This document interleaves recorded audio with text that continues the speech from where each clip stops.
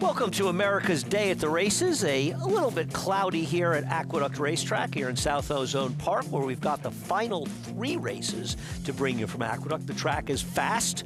Haven't gotten much weather in this around here except for a little bit of cold.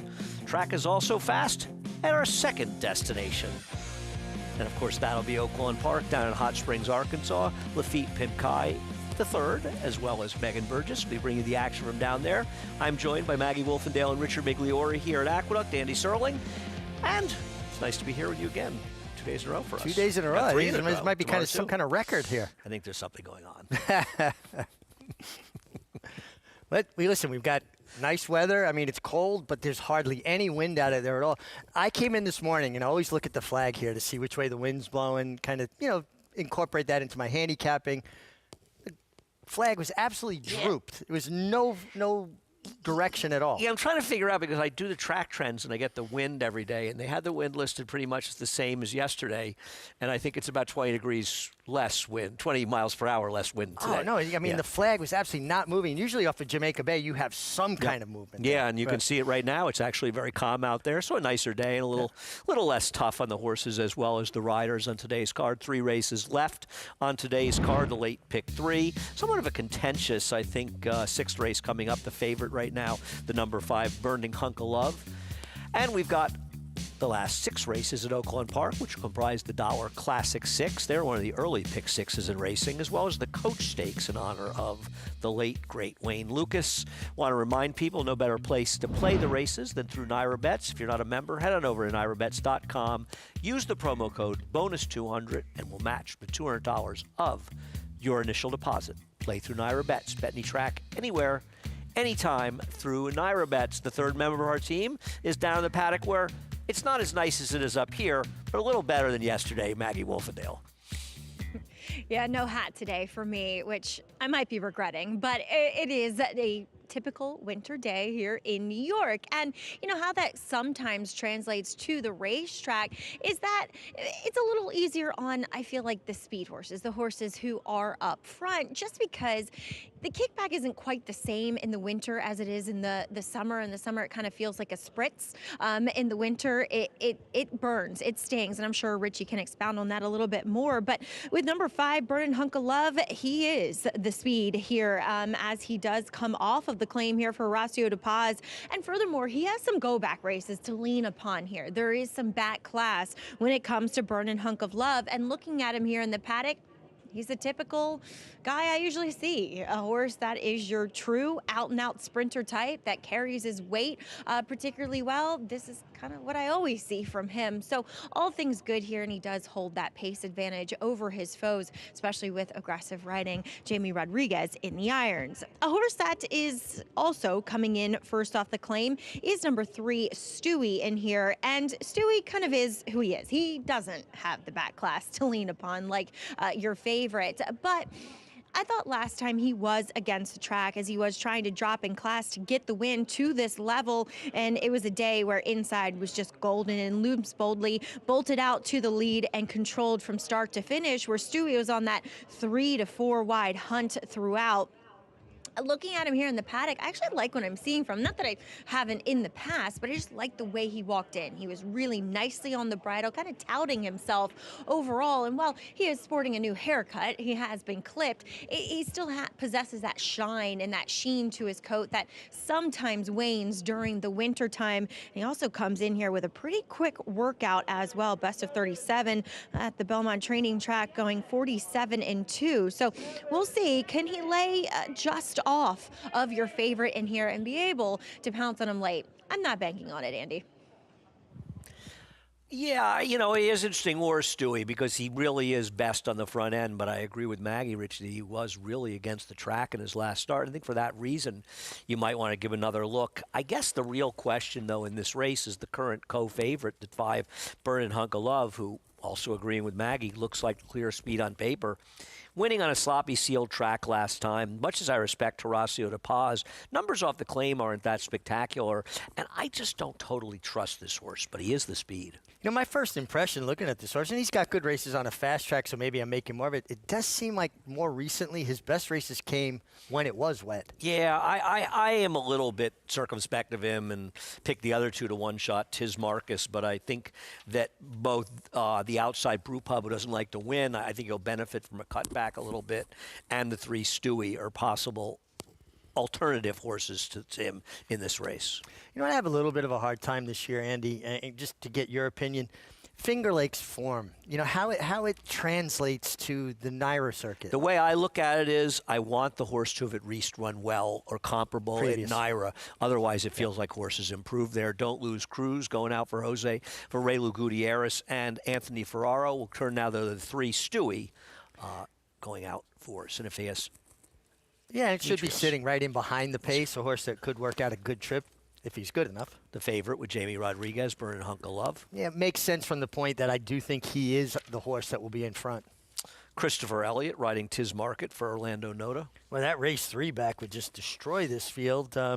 Dropping down in company, maybe he finds that form again. The other Speed, Apollo Code, running off the screen with Kendrick Carmouche and Brew Pub. Rounding out the field, Manny Franco riding for Eddie Baca. Yeah, and turning back in distance, which I think helps this horse a bit. I don't like when horses accumulate a lot more seconds than wins, and this horse certainly 5 wins as opposed to 17 seconds. You mentioned that Finger Lakes form. It feels like Apollo Code has some speed. Can he run with this horse, Burning Hunk of Love? Because I think that's a big part of the question of this race. Well, the way he just warmed up, that usually tells me there's intention. I mean, I know Kendrick tends to warm Kendrick his horses does up. tend to warm up horses aggressively. But a lot of times it talks about intention being close, trained by Paul Barrow, who's just done a terrific job for years, particularly up at Finger Lakes, but has had more of a presence in New York the past few winters. Oh, he can win for sure. Whether or not you think the 7 is a win candidate, I think he's a horse that can have a real effect because if Burning Hunk of Love is able to control on the front end, he might be tough to catch, but if he gets some real pressure up front, it's definitely not going to help his chances. I decided to play against him. We have those seen Speed do fairly well today, though I'm starting to wonder how competitive some of these races have been today. Yeah, maybe it's just a question of best horse on the day, makes the front, has the most natural speed. Yeah, I mean, sometimes you have these days where it's not even necessarily just favorites winning, and we've seen relatively short prices, but also, just sort of logical type results. The horses are much the best. The others are running well behind them. I don't know. I took a negative approach to Burning Hunk of Love, but I know Maggie actually does prefer him in here. Well, again, I think a lot of it depends on if he gets loose. If he's free, that's going to certainly improve his chances. Yeah, I like the 6, Tiz Marcus. Now, you could argue this is a little bit of a suspicious drop to 20,000, claim for 30,000. Won a non-winners of 1 conditional allowance race, ran a huge buyer figure in this race to win, then was way over his head in 2 spots. But now they dropped so precipitously. Clearly, this horse is going to get claimed. Yeah, but you claimed a horse for 30. You won a nice purse when you won that allowance race.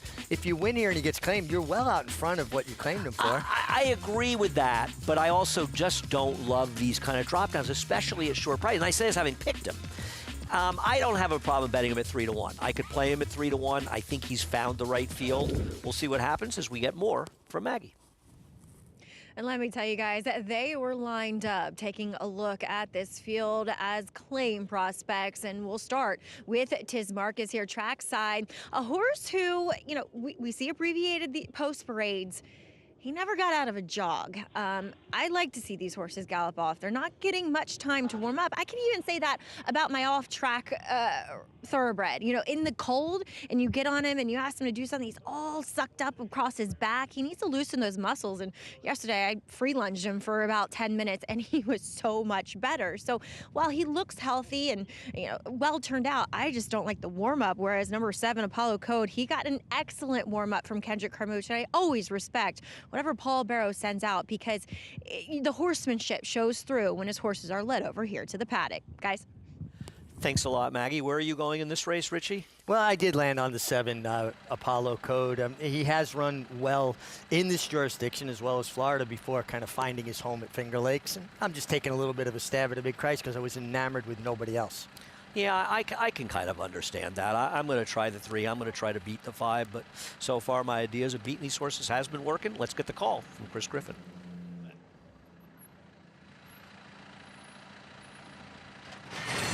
And they're off. Speed to the outside. Apollo Code wants to be forwardly placing at the rail. Here comes Don't Lose Cruise. Also right in between them, that's Stewie. These 3 tightly bunched here, and Apollo Code will now be quickest, puts a half length on. Back to second, Don't Lose Cruise just to the outside. Stewie, who wants to take back now, will sit in behind the leaders. Burnin' Hunk of Love is going to take a 3-wide run. Now takes that 3rd spot away as Stewie's back to 4th. Here comes Brew Pub from the back, and Tiz Marcus is the trailer. 22 and 4. They went quick up front. Apollo Code is the leader. Here comes Burnin' Hunk of Love from off the pace, is now within a neck of the leader. Don't Lose Cruise is alone in 3rd. Stewie is shoved along, trying to make up ground, moves to the outside. Brew Pub is wide too. Tiz Marcus from the back is looking for a seam, and they reach the top of the stretch. Can Apollo Code keep going? 46.53, and Apollo Code has shrugged off the challenge so far, but Burnin' Hunk of Love is now set down, and here comes Burnin' Hunk of Love. Apollo Code is game to the inside, digs in. Burnin' Hunk of Love is trying to push on by, but hasn't done it yet and won't get there. Apollo Code front running with a score. Apollo Code wins it. Burnin' Hunk of Love, then Stewie and Brew Pub at 1 minute 12.28 seconds. Does feel as though speed is probably a real advantage, and this horse able to get the front under an aggressive ride when Burning Hunk of Love didn't show his normal speed. Felt like he might get him, but I'll be honest with you, Richie, horses are not making up ground on this track. No, it feels like speed is a commodity you want to have today. He was aggressively handled down the backstretch. Apollo Code. I was surprised he was able to outrun Burning Hunk of Love. He cast him into that chase mode, and that's a difficult position to be in, and he was able to fend him off. This was a really nice effort. And Paul Barrow, Maggie alluded to it in the paddock. He does a really good job. And you've seen so many good horsemen come out of Finger Lakes over the years. Up there, they're racing to put food on the table. They're not racing for headlines. No, and listen, this horse came down here, and Kendrick did the right thing being aggressive with him. The 5 didn't show that expected speed coming out of the gate. Don't know what the situation was. He seemed to break in a line, and Apollo Code able to hold him off in the stretch, and they're just not picking up ground. And I think, obviously, Tiz Marcus, the drop was something to be concerned about, but the fact that he couldn't gain an inch of ground in this race, I just don't think horses are picking up ground. And we'll see if that trend continues with 2 more races at Aqueduct. We'll be heading down to Hot Springs, though. When we come back, much more to come on America's Day at the Races.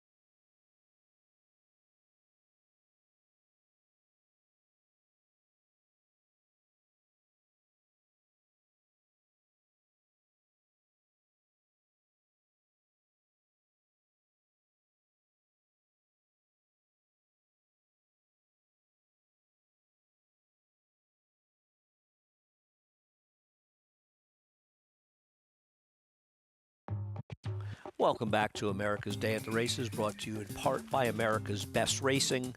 Check out abr.net for more information. There's Kendrick Carmouche and the 9-1 Apollo Code, the biggest price we've seen all day. That'll sort of open things up. If you had this horse in your pick 5, good luck. Nice price. I think he was aided by the fact that he was able to secure the lead in a track that's kind to speed and cast the other speed into chase mode. Horses that like to go on the lead have a harder time passing than horses that are closers in naturally. I think as I get older and older, I'll still never forget Stewie, who's never won rating in his entire career except for once getting up to beat me by a nose rating in Saratoga. But I agree. You know, the people say, well, he can rate, and they'll say they can rate, but they sit second or third and they finish second or third. You got to rate and win. And there are a lot of horses that are speed types that will not sit behind horses and finish. No, they're using as much energy chasing as they would be if they're blazing the trail, right? They've got to run. When you're in front, they have to run where you've been.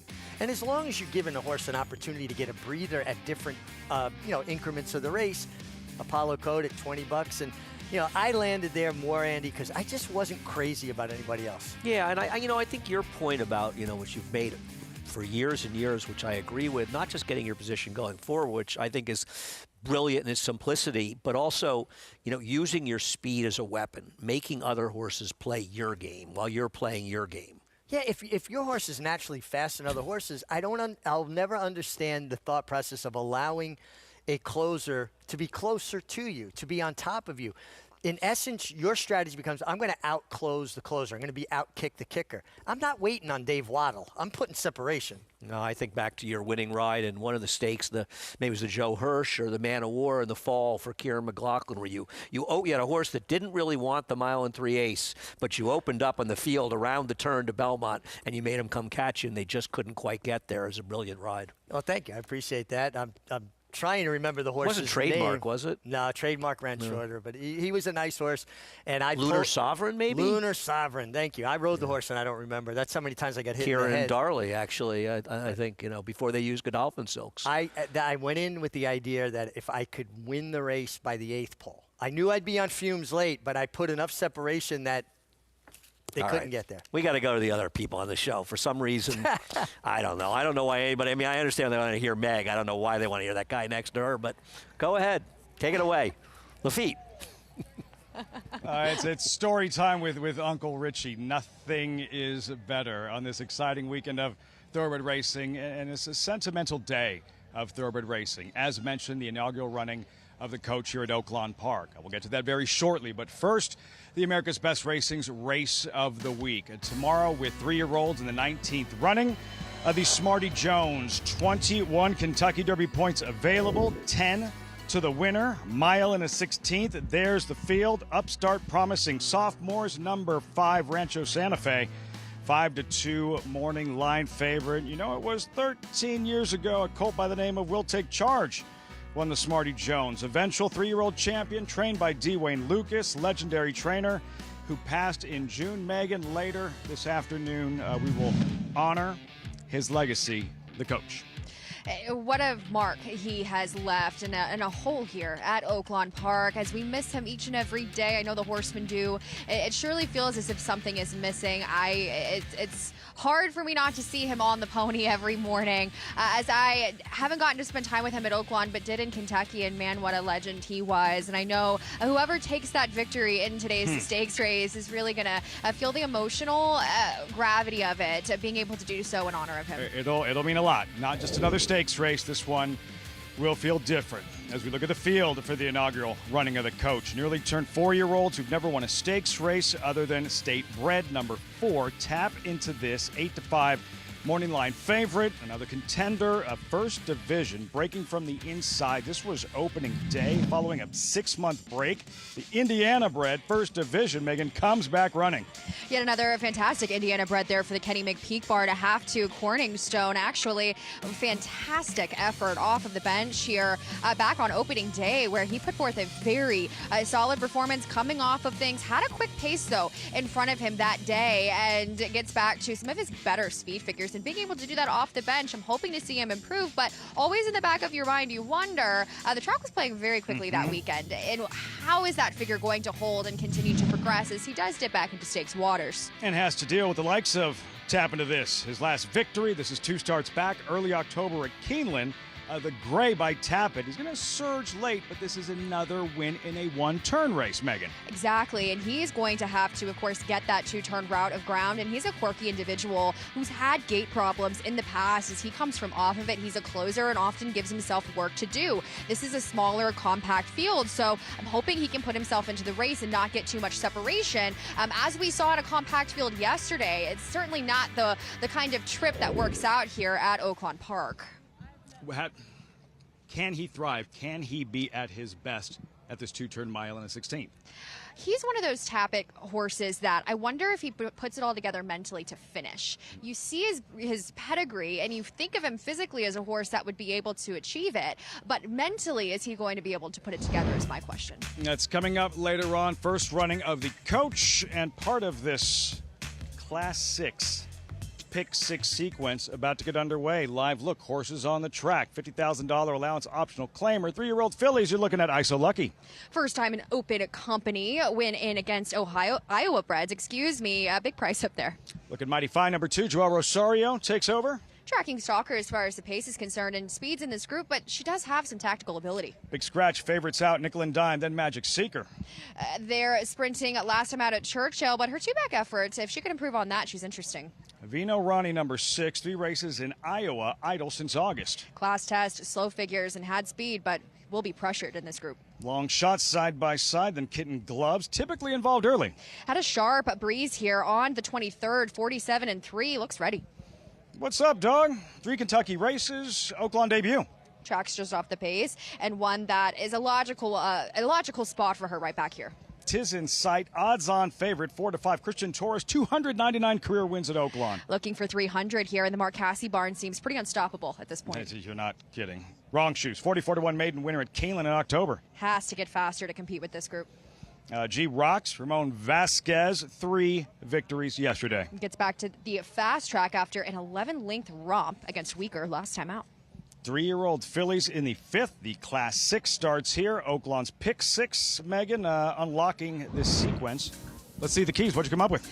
Oh, goodness. Well, these are always challenging multi-race wagers. It is quite the investment. So if you're looking to play today, you will be rewarded. I started in race number 7, a very tough maiden special event. And I liked the way that the number 5, Spirit of Royal, finished last time out. Gets the addition of Lasix as a newly turned 3-year-old, which could be a huge improvement for many in that group. But the stake event here, the featured race there in the coach, I like Zero Sugar. This race has some upside there. Has a win at Oaklawn Park and just seems to be progressing in the right direction. But race number 9, Gins Beach Road, another Cassie contender. Didn't have the most comfortable of trips last time out, but has some tactical ability and plenty of speed to work with. So those are some horses I'm zeroing in on, but man, have they been challenging sequences with large carryovers. We'll see if someone can crack it today. Really good effort, Zero Sugar in that Zia Park Derby. That's in the coach later on this gorgeous afternoon. January 2nd. Happy New Year, everyone. Great to have you with us on America's Day at the Races. And great to have Mark Cassie to lean on, right? Handicappers unloading on Tis in Sight, pictured 4-5. Mark Cassie, 2nd season with the string here at Oaklawn Park. And safe to say things working out very nicely for the Hall of Famer.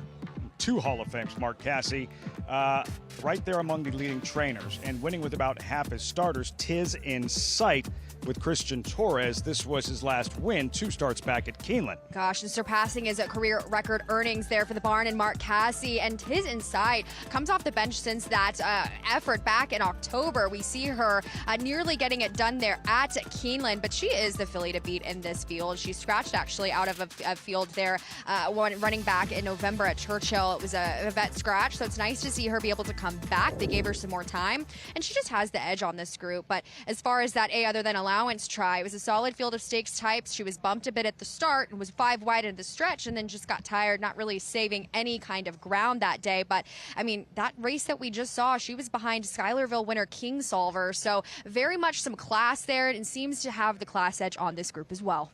The holiday meet ends on Sunday, a 3-week break, right back at it Southwest weekend. But trainer Mark Catlett, he can't be too excited about the racing pausing briefly here in Hot Springs, as well as his barn is going. Well, we're going to see some stable stars come back off the break. We're expecting to see Ewing run here, Lucara, hopefully they're in the Bayakoa in February. So it's going to be a huge start, hopefully, to his classic meeting. But Steve Asmussen, he sends out a lot of good horse flesh here at Oaklawn. You'll see they're tied up there at the top. So while Cassie is better on percentages in terms of sample size, Steve, it will always be right there at Oaklawn Park. Just celebrated his 1,000th career victory here at Oaklawn Park, Steve Asmussen. Tis in sight, the one to beat, even money, 3 minutes out, starting this Class 6, this Pick 6 at Oaklawn. If she's not at her best for whatever reasons, if she stubs her toe, who might be the right pivot? I took some interest in a couple of long shots here, starting with the number 7, Kitten Gloves for Chris Hartman. She's sharp, but she has some quirks to her. She gets out badly and pretty significantly. She has lugged all the way out to near the fence line in her last couple of races. And I did watch her lone video available as far as her workouts, and she's a tank. She's got an engine, one that looks like a good doer, and she worked solo. And I like to see horses be able to do that on their own and not in company, really being able to achieve a sharpening and being able to do it by themselves. But she wears a hood, blinkers, shadow roll, a pretty good, significant blinker there because she's got some major quirks. If she can keep a straight and narrow course, I think that she's got some true ability. We'll see if she can do that in here. How focused she'll be out there. Kitten Gloves, 13-1. Towards the outside, the second choice, G Rocks, 4-1. Mentioned Ramon Vasquez. Riding at a high level, the 3 wins yesterday. G Rocks coming off that double-digit victory, graduating in her 3rd career start. Now first half of the claim, Eric Foster. What do you make of her chances? Well, I'm always a sucker here for a turn-back angle there now that she's coming off of that maiden 20 win. And yes, she did it impressively. It's not like she beat a field of world beaters. This is a step up in class. I mean, she set some pretty modest fractions last time out and just romped that day. And as far as first off the claim of the Eric Foster barn, I like to give them a start under their belt, just coming into that new barn. They're not exactly they don't fire at a significant rate as far as that's concerned. But you're right, Ramon has been on fire. It does contend with an outside post as well, but an 11-length romp is going to catch anybody's eye on paper. Let's see what she does first time facing winners. G Rocks. Also support for number 2, looking mighty fine for Steve Asmussen. It's Joel Rosario taking over. What's the key to success for her today? She's a tracking stalker as far as the pace. And I will say she debuted to edge out a win there at 5 furlongs at Lone Star Park. Sat just off the pace, beat a next out black type winner and Lana Lua. And last out kind of settled further off of things and rallied 5 wide. So has to prove class, has to prove it here on the change in surface. But I thought she was incredibly well turned out. She's athletic. She's gotten that race under her belt kind of off of freshening from September. So she looks fantastic. And I think 6-1, I would layer her underneath the horse like the number 9, Tis in Sight. One of the advantages of just having the one surface, Megan, it does make it a little bit easier to monitor the track throughout the course of the afternoon. You don't have a long time in between dirt races. 4 races in the books. Have you noticed any trends one way or another? Well, the entire meet has played pretty fair. And I'm one that this morning we got a little bit of rain, some rain showers in the morning here, so kind of just trying to monitor it. But always my method, and I've learned this from our colleague Andy Serling and the likes of Andy Beyer, is unless a bias is shouting at you, don't go looking. See how this one unfolds and see if Christian Torres can already register what would be a 300th career win at Oaklawn. Like, he has not been riding here that long. That's a pretty remarkable achievement and couldn't happen to a kinder, more hardworking jockey. Always out there in the mornings, always doing the work, and I would love to see him be able to notch that here. Oaklawn riding champ, runner-up a season ago, off to a terrific start this holiday meet and aboard the odds-on favorite, Tis in Sight. Odds-on 3-5 time for the Class 6. Race 5 from Oaklawn. Matt Dinnerman with the loading call.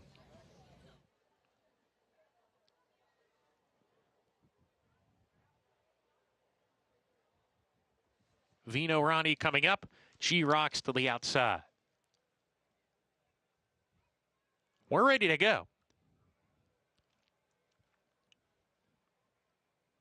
And we're off. Bad stumble at the break from Tiz Insight. Recovered pretty quickly, though. Good start from Magic Seeker, who's on the lead. Tiz Insight rushing forward to be part of the action. These two together with Wrong Shoes right behind them running in third. G-Rocks to the outside there. ISO Lucky's down at the rail. Vino Ronnie between horses. Kitten Gloves is next. Just 4 off the pace. Gap of 3 to What's Up Dog, who's second to last. Looking mighty fine, drops to the rear as they go towards the far turn run. The pacemaker Magic Seeker narrowly ahead with Tiz Insight. Tiz Insight outside, inside Magic Seeker. They're right together as they round the far turn. Wrong Shoes in third, creeping in 3 wide from that spot. Vino Ronnie right behind the leaders, searching for racing room as a little horse here. Gap of 2. ISO Lucky. The others need to get going as they come off the turn. Tiz Insight the leader here by a length and a half. Wrong Shoes in second. Magic Seeker third. Then Vino Ronnie, who's flattening out. Tiz Insight with 1 furlong to go, clear by 2.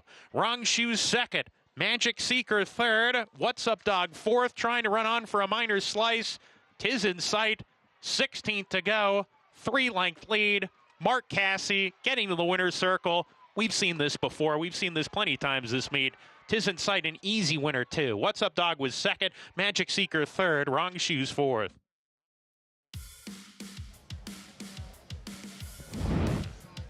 How much the best was she? Tiz Insight. Poor start, recovered quickly. Wins going away. And for Christian Torres, a 300th career win here at Oaklawn Park. A milestone there for Christian, and wow, was she much the best of this group. Did not have the cleanest of starts, stumbled at the break, recovered quickly, was still able to be forwardly placed and show her speed. She was best here. Take another look at the start. And Tiz Insight. This is from the pan.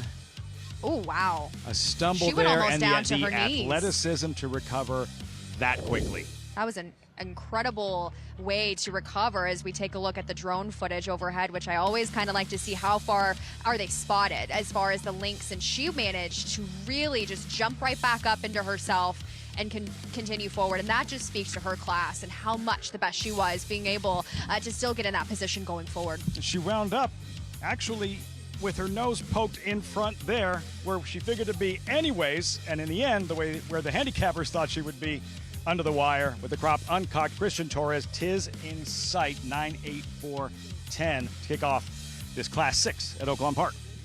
Is Mark Cassie on a roll or what? This is She's phenomenal. batting like 550. Cassie's barn, unconscious, winning with everything. Tiz Insight. When you're going good, you're going good.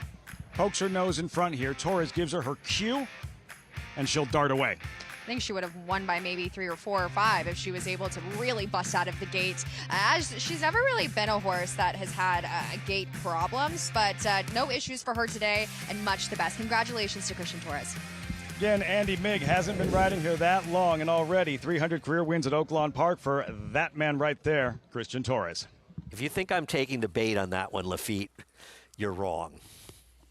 I'm not taking the bait. But hey, congratulations on the 300th win. Richie, do you remember your 300th win?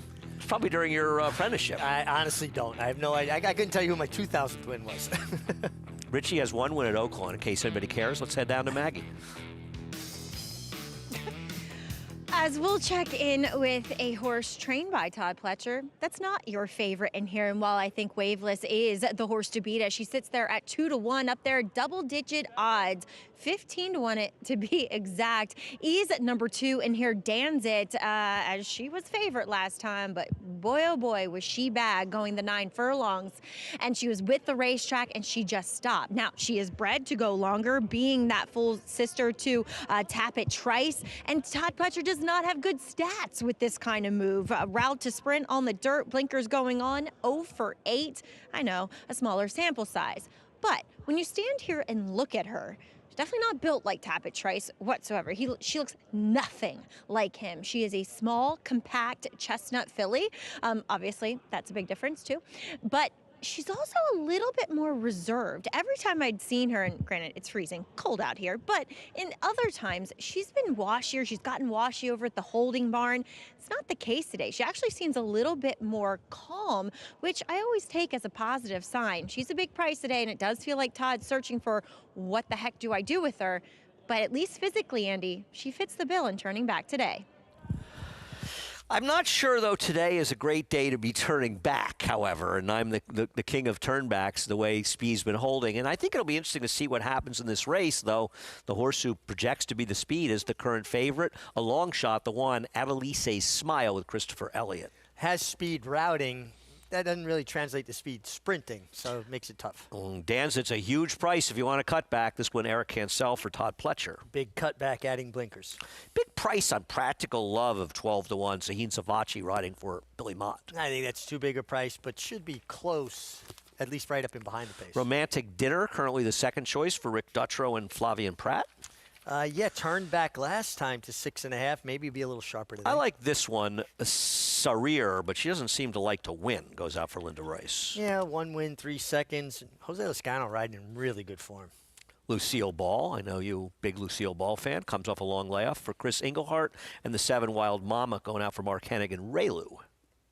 Yeah, another one turning back. Just doesn't have a lot of speed. I'm relying heavily on speed from here on out. Waveless looks like the Speed. Can she improve from her debut? She went by. She's the favorite. We'll get more in her. And Hugh, another horse who can be forward for Horacio de Paz with Jamie Rodriguez. Yeah, but I don't know if she's faster than the horses inside of her, so she gets cast into that, I believe, outside chasing mode.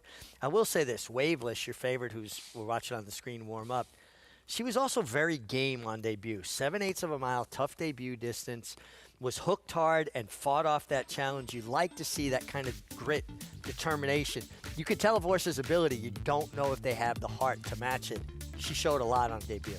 No, I don't disagree. And Todd Pletcher has extremely good numbers with debut winners, especially older horses, 3-and-ups, that win their debuts, coming back in their second start and improving. The problem I have from a betting perspective, and listen, being the Speed is helpful to her, is she a horse you would take at under 2-1 in this race? That's my problem. And I picked her second, and I get it.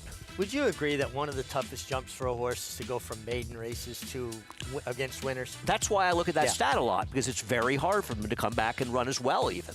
Now, much less improve. I know Lucille Ball is coming off of long layoff, over a year.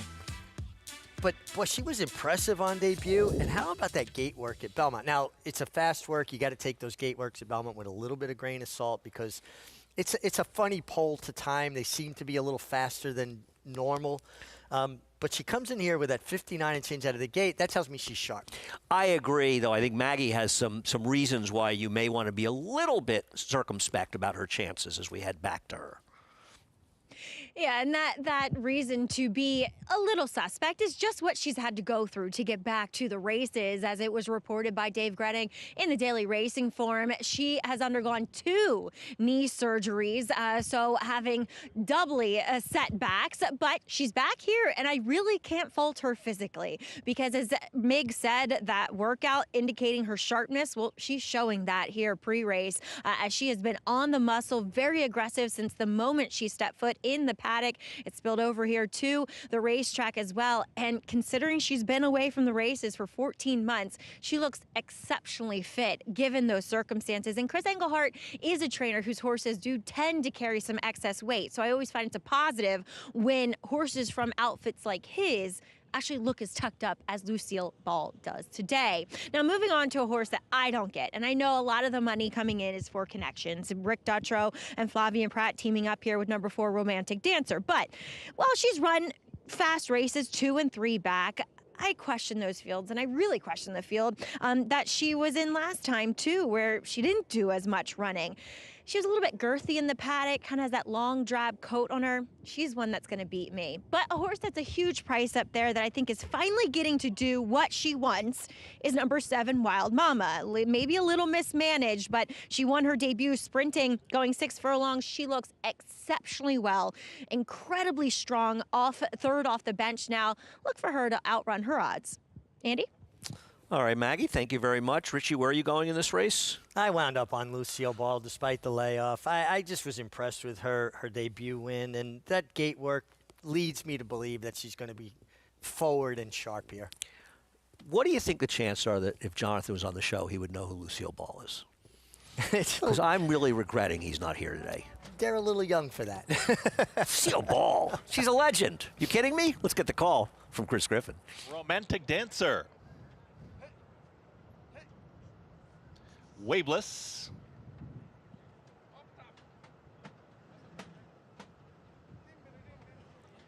and Hugh. All set.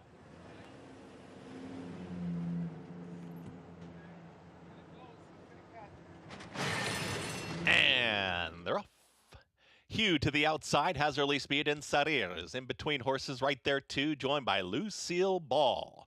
Lucille Ball now with a neck advantage is in front of Sarir, and it's Lucille Ball, the clear leader. Just in behind them, they are stacked up. Here comes a run from Waveless, wants to be closer, and Waveless has now taken second, brings Hugh towards the outside in third. Sarir now loses some ground, and Wild Mama is out wider, is now a shared fifth. In between horses comes Romantic Dancer. The three at the back, it's Practical Love. There with Danzit and Adelisa's Smile is the trailer. Lucille Ball is in front, is up by a full length. All in, Waveless is trying to keep up, and the favorite is making hard work of it so far as Sarir moves towards the inside. Lucille Ball still in front, is now extending the margin and doing it all on her own. Lucille Ball approaches a quarter mile left to go. Manny Franco with a quick look back is going to hug the rail and turns for home, and Lucille Ball's trying to win it right now. Lucille Ball is now up by 4-5, widening lengths. Romantic Dancer is towards the outside of Sarir, but with a furlong left to go, it's going to be lights out. Lucille Ball. We all love her today. Lucille Ball is going to crush here in today's 7th. Lucille Ball, easily. Romantic Dancer finished second, Sarir and Practical Love in 1 minute 17.27 seconds. She turned out to be the speed of the speed today in what is a very quick race on today's racetrack, a sub 111, 6 furlongs and 117.27. This was a very, very, very fast race, Richie. And impressive. I mean, both of her starts have been very impressive. And Maggie, this looks like a stakes horse in the making. This was very impressive. You could tell she was enjoying herself out there. But as you guys are poking fun at Jonathan, I, however, do know who Lucille Ball was. And I remember the day that she debuted. I walked in, and the big screen, when you walk in, the Horseman's entrance was playing I Love Lucy reruns. Never before, never again have I seen I Love Lucy on that TV. But it was like an omen that she was going to win the debut. But she legitimized that debut performance today, coming back off a 14-month layoff and winning so impressively, guys. Well, she was good today. I mean, this is a very, very fast race. And I do think at this point you have to say we're dealing with a track where it's not just, it's helping speed, it's hindering closers, and maybe that dresses up his performance a little bit. But this was quite an effort by her. Possibly, but both now starts. I mean, she won her debut by better than 5 lengths. This was 7 or 8 lengths. Sure. And fast race. Fast race. I hope we get to see some continuity where she can, come back and race in some proximity to this effort. We'd hate to see her have to go on another extended vacation. Yeah, no, I agree. I'd love to see her stay on the track. This one looks like a pretty good one, trainer Chris Englehart, but Lucille Ball makes an absolute mockery of today's 7th race. 1 more to go, and of course a lot to go on Wayne Lukas when we come back.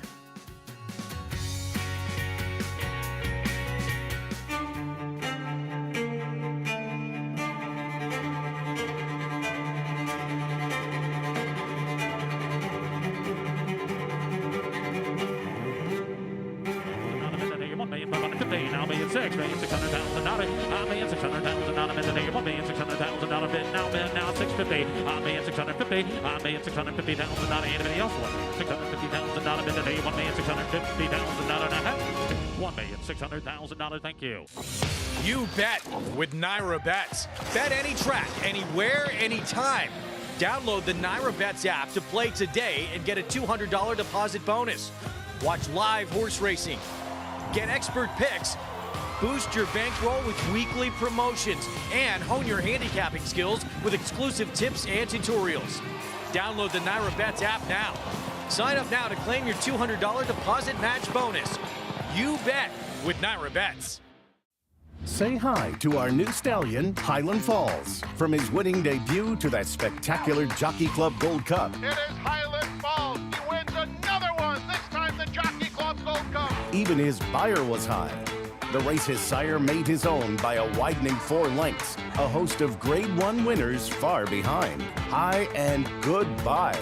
Running a 107 when second in an All-Star Whitney. The rise and rise of Highland Falls. High class, on the track and on the page. This is his dam, winning the Acorn and then the Distaff. Aim high. Breed to a well-bred son of curling. Highland Falls, new to Darley. Saturday on America's Day at the Races, join Lafitte Pinkai and Megan Burgess on site for Oaklawn Park's Smarty Jones. Promising 3-year-old start in a Kentucky Derby prep race. Action begins Saturday, 2:30 Eastern on FS2, 4 Eastern on FS1.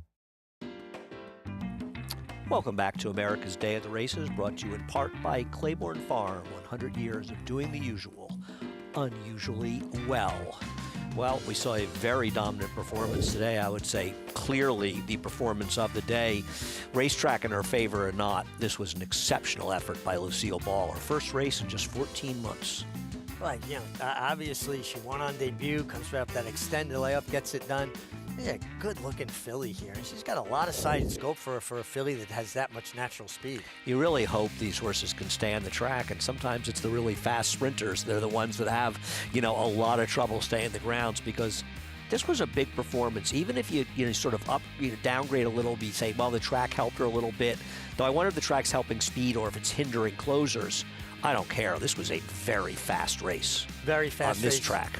Maggie talked about, too, though, this time of year, the kickback is a little bit harder on horses, and horses have a harder time running through it, and they want to get to the clear. So if you've got an inside portion of the track that's good and you're a closer, you've got to fight your way through that kickback. It's not always easy, but this was a very nice performance. Maybe she wins despite that anyway. I think you're going to see a buyer speed figure in the 90s for this performance. I'll put that up on Twitter if you're interested a little bit later as soon as it comes out. But $14.28 seems like a great price after the race. I'm glad that my Sarir finished third, because I'm stupid not to have had a 6.5, but Romantic Dancer picked up the pieces for second in this race as the favorite, not able to show that speed today and didn't come close to improving off her debut. But Lucille Ball, she's the goods. A horse is maybe not as good as the person she's named after, but she's pretty darn good. Race number 8 will close out the action today at Aqueduct. That'll be coming up in a little while.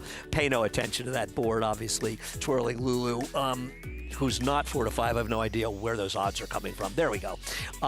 Elegant will be a heavy favorite near. Flavian Pratt, Linda Rice, speed, all those things going to be tough to beat. I had liked Scarlet's Dream, but the way the racetrack's playing, it's going to be tough to bet a horse that's trying to come from behind. But we'll talk about this race and much more when we come back. But we'll be heading down, I think, to Oaklawn for the next race and do a little preview on the Smarty Jones coming up this weekend. We'll see if that is a race that ends up having any Derby implications. Much more when we come back.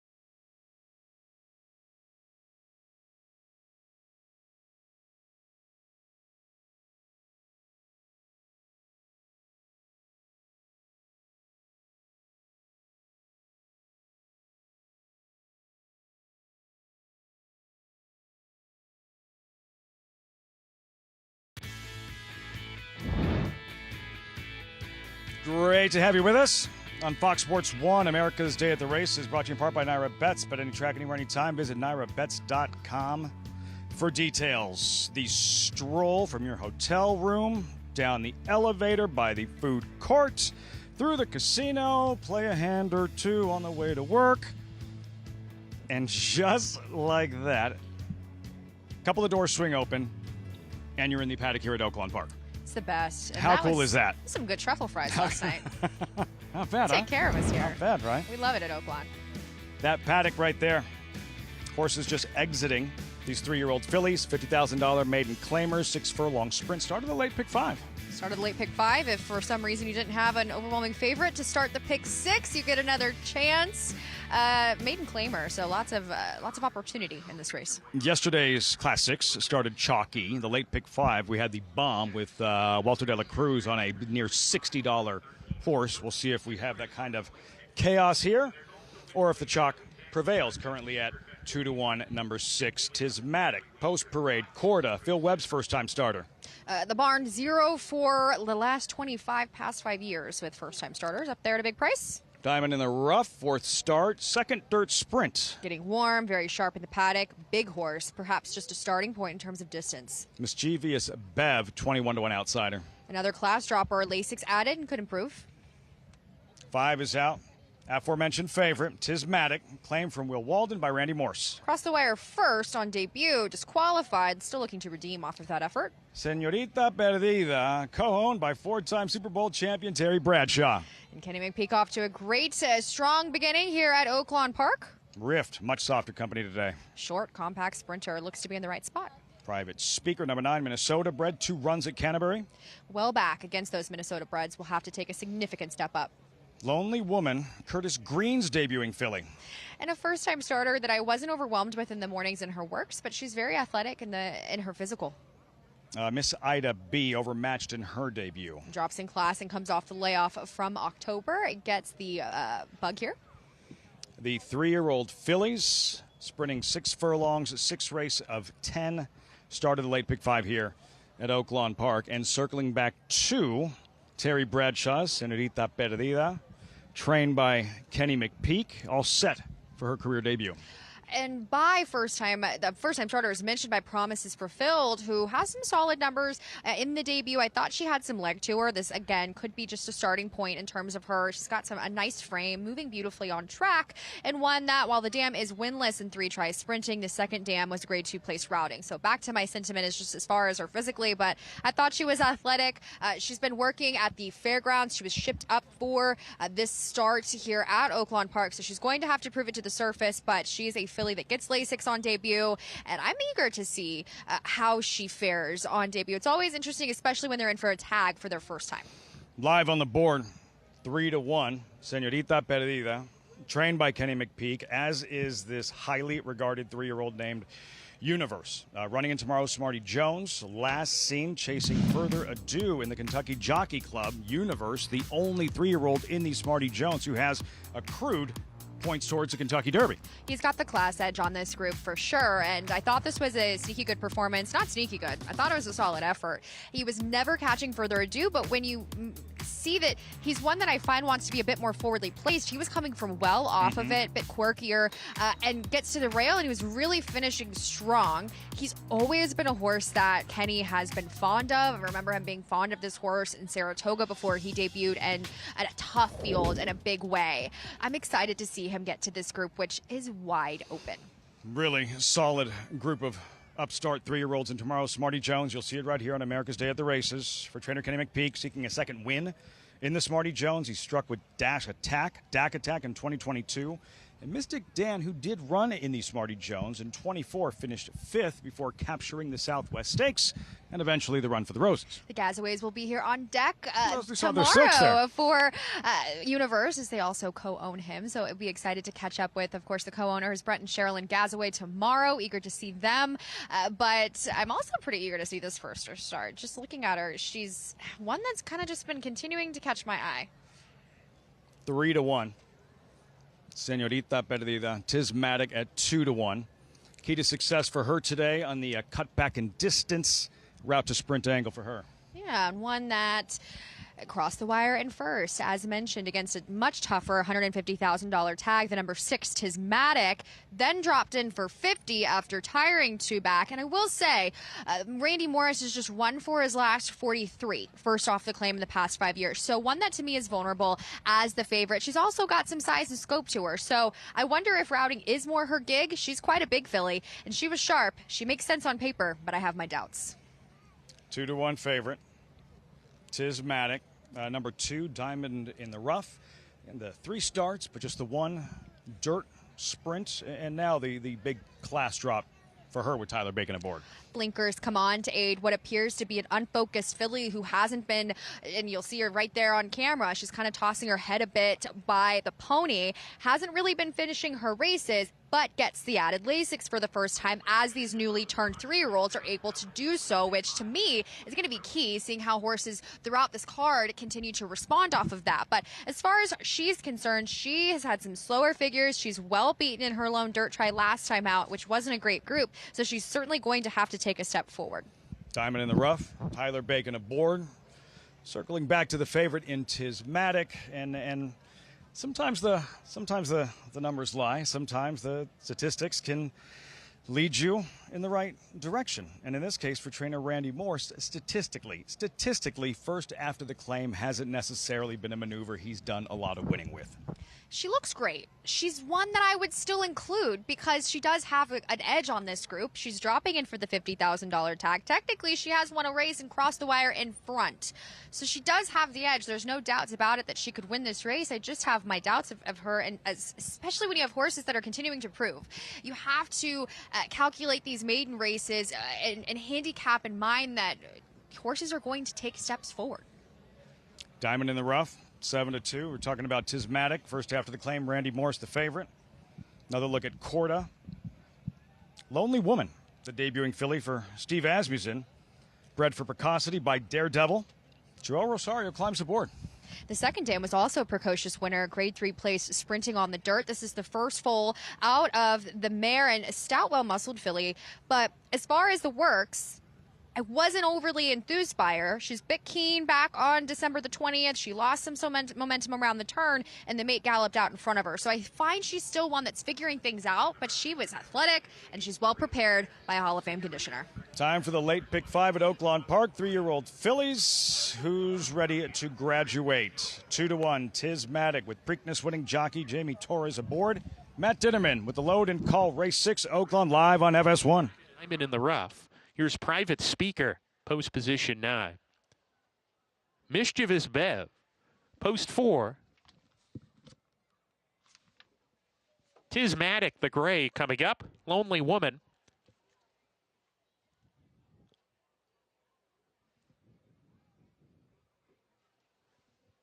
And to the outside, Miss Ida B.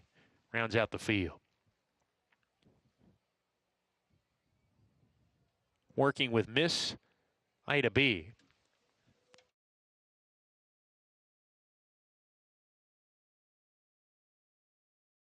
Miss Ida B goes in. We're ready to go.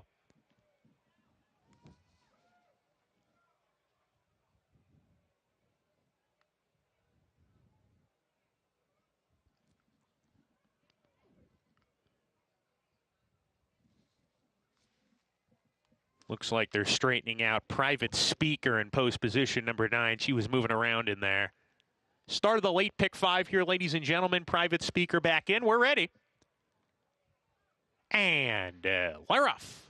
From the far outside, Miss Ida B put into play. Diamond in the Rough, a little bit quicker. Mischievous Bev moving up to come and challenge. Diamond in the Rough, a clear leader down the back stretch, a length and a quarter ahead. Mischievous Bev runs in second. Miss Ida B third on the outside. Gap of 2. Tismatic in the 4th position, biding her time 5 or 6 behind. Lonely Woman, the first-time starter, joins her. Rift is next in the group. She's running 8 from the top going into the far turn run. Senorita Perdita is third last today. Private Speaker pass passes Corda, who drops to the back as they round the far turn. Diamond in the rough, the leader 3 parts of a length. Miss Ida B in chase mode now, second, getting a little bit closer. In third, Lonely Woman creeping in on the top pair as they round the turn. Mischievous Bev is fourth, and Tismatic is dropping out of it. Tismatic did not pick up her feet as they come off the turn. Miss Ida B is the leader down the lane. Diamond in the rough still right there battling with her. Miss Ida B got ahead in front. Diamond in the rough not going away though. Lonely Woman is third, plodding along here. Mischievous Bev trying to come on late inside the 16th pole. Miss Ida B, Luis Fuenmayor in front,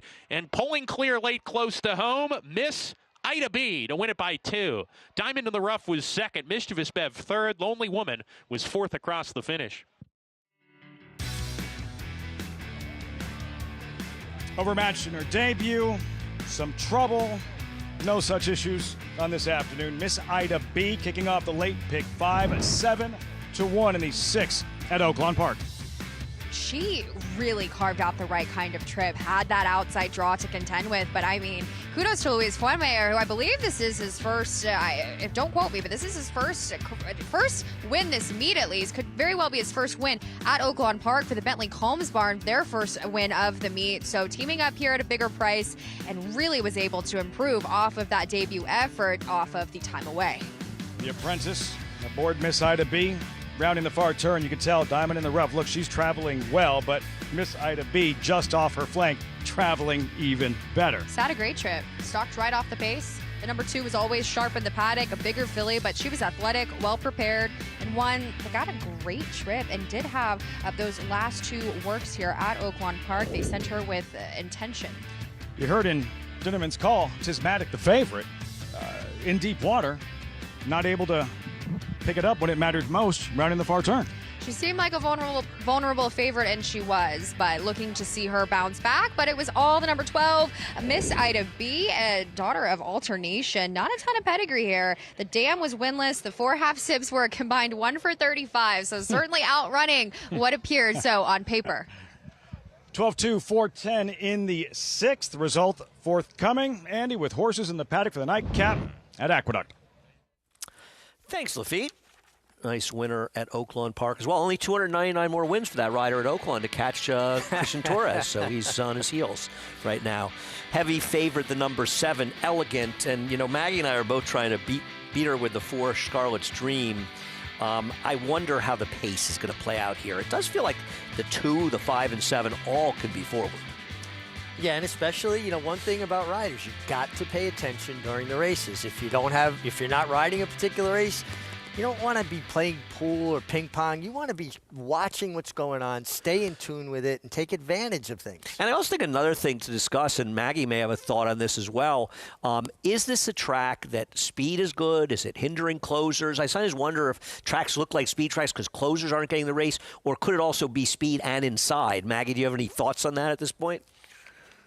Well, when we open the show, Andy, I always think that sometimes, you know, as I talked about with the kickback, with it being harder for horses to close, horses with dirty faces. And I was watching a race earlier, and a horse that I had liked, and this horse was just going up and down on the spot in behind horses. And once the rider finally convinced the horse to get outside, because it was laying in, he actually ran on a bit more. So it just feels like having to run into what can be harsh. It can sting 10 times more in the winter than what it does in the summer. And 2, you're dealing with a track that can be quite tiring. So yes, I do think horses that are forwardly placed have that advantage kind of twofold here on the day. And we're seeing those exaggerated front end performances. But taking a look at horses in the paddock, it's hard to truly determine who the clear-cut speed is in here. And I suppose on Time from US pace figures, it's a horse I'll talk about second. But let's begin with one coming back off a layoff. And as Andy mentioned,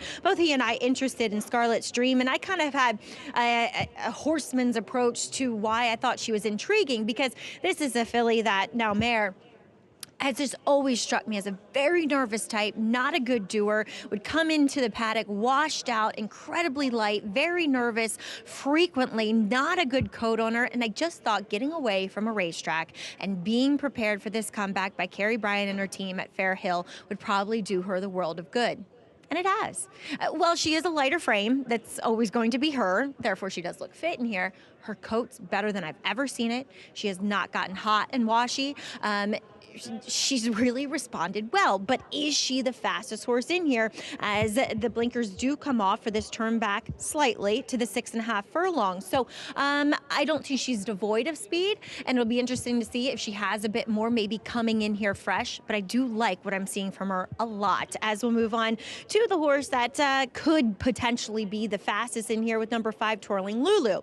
Now she's only getting on a fast track for the second time ever. It was her debut, the only other time in which she was a wreck. She was nervous. She was just kind of losing her mind in the paddock. It spilled over to the track, and she misbehaved badly behind the gate. So I'm willing to give her a pass for that as she returns to this surface. So she could be the quickest in here for Bruce Levine. She looks fine overall. I have no problems with her. It's just the track might be in her favor, Andy.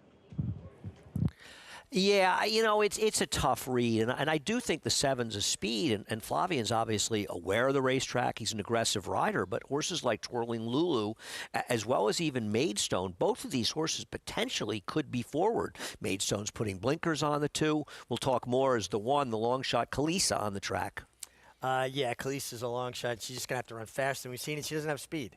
And we've got Maidstone coming in from Penn National for Brittany Russell. I'm interested in this horse adding blinkers. If he can go back, or she can go back to the speed she showed on debut. The number 3, Blame the Banker. Turning back in distance, maybe not the right day to be turning back in distance. Scarlet's Dream. Well, Maggie and I are going to try to get a closer home with this one with Christopher Elliott. Yeah, and with the blinkers coming off, too, you think that would be the thought process they wanted to settle more. Bruce Levine, one of the best trainers in the game, tends out Twirling Lulu, who hasn't been on too many dry dirt tracks.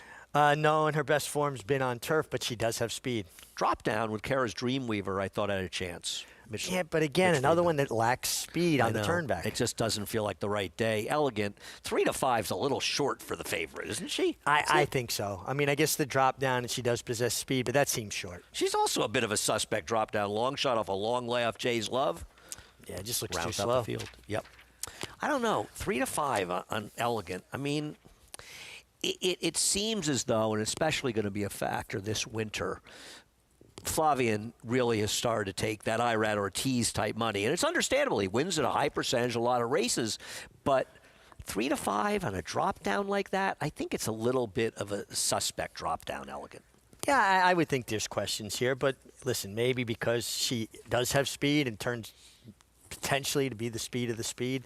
I want speed today. I'm going to take a little bit of a stab with the 2 Maidstone because I think that Jamie Rodriguez has been riding in terrific form here. I think he's a great addition to this jockey colony, and he pays attention. She's adding blinkers. Maybe that is a tell. They want to go back to how she broke her maiden so impressively.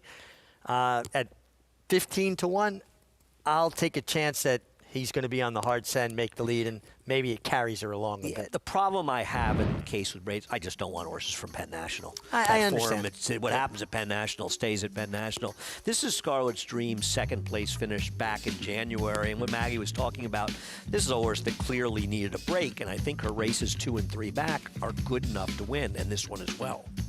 No, I agree. And listen, you get Christopher Elliott, who I think pays attention. I think he's improved, markedly over the last year. And maybe he puts her more in the game, but with the blinkers off, that's usually counterintuitive. It's usually what they're looking for them to settle more. I don't really have a big argument. I'm just kind of hoping, like Maggie, this horse just needed some time, and apparently Maggie, she's been training very, very well at Fair Hill. It shows. I think she looks fantastic. Now, I wish Christopher would have taken her away from the pony, but like I said, she's typically a nervous type, and I'm sure he got instructions not to do so, and she is behaving herself out there. I really like what I'm seeing from her, but this track, it always throws a monkey wrench into, what you thought going into a day, and your predictions tend to not, come to fruition. Let's talk about the horse that Mig likes, and by no means am I trying to talk somebody off of a 14 to 1 shot, but I agree with Andy for the sentiment that Penn National's a little bit of a tough pill to swallow. And the fact that Brittany Russell who was training her at Laurel, opted to take her back to Penn National to run her in a horrible performance, and then brings her here. I don't know. She's a bit of a slighter, smaller filly, so I guess, you know, speed is her only option. But it's not like she got a vigorous warm up. It's not like she's particularly sharp. She just adds those short cut cheater blinkers. Definitely the 5 and 7 in here got the big warm ups, and they are both horses who have speed. So I foresee them being the most forward in here, guys. Thanks, Maggie. We'll see how things play out in the final race today. A heavy favor, the number 7, Elegant. We'll see if we can beat her with somebody else. We'll see what happens. Chris Griffin has the call of the finale at the Big A. 2 out. Scarlet's Dream. Jay's Love. Last to load. Jay's Love. Goes in. All set. And they're off. Elegant breaks very sharply. Jay's Love is in the early mixes towards the far outside, is now in second. Here comes Kalisa and also Maidstone. They've got momentum. They're third and fourth. Just behind them comes Blame the Banker. They're followed by Scarlet's Dream. The 2 at the back, Twirling Lulu and Kara's Dreamweaver. They're chasing Elegant, doing it nicely. Got right over to the rail, is in command, is approaching 4 furlongs left to go. And Flavien Prat and Elegant doing it easily so far. In pursuit is Maidstone, is now a clear second, is dropping back was Jay's Love, is passed towards the outside here by Scarlet's Dream, who's 4 wide. In between horses comes Blame the Banker, tightly at the rail trying to keep up Kalisa. Then from the back, Twirling Lulu and Kara's Dreamweaver. They've got to get going from the back as Elegant starts to get away. Elegant got right to the front, was forwardly placed, has a quarter mile left to go, went 47 seconds flat for a half-mile time, and the favorite is fully in front. It is Elegant trying to put this one away, now being nudged along here by Pratt, approaching this final furlong, and here comes Twirling Lulu, is starting to cut into the margin on the grandstand side. Scarlet's Dream is chasing 2, a 16th to go. Elegant trying to hold off the charge of the other rivals. Elegant is almost there. Front end's a nice place to be, and Elegant will win the finale. Scarlet's Dream finished second, then came Twirling Lulu and a 3-horse photo for fourth, and won by 21.12 seconds. Well, this horse needed every bit of a bias to get it done at a short price, as she was getting a little bit leg weary late. You look at that time, Richie, 3.5 seconds slower than the prior race. I think it shows how fast Lucille Ball ran. Yeah, Lucille Ball ran 1:17 and change. This race went 1:21, so yeah, definitely a very impressive effort by Lucille Ball. And listen, this is one of the reasons why Flavien Prat has been as successful as he's been. He understands the racetrack. He understands tactics, strategy, and you put the best horse on the lead and let everybody chase you home. A big effort from Twirling Lulu getting to the dirt, but the 4-horse was able to fend her off. Kind of taken back. Maybe it would have been better off to leave her in position. You could call it sour grapes. The best horse in this race was Scarlet's Dream, and I'm a fan of Christopher Elliott's riding here, but he needs to be paying more attention to the racetrack because this was not one of his better rides. See what happens as we return soon on America's Day at the Races.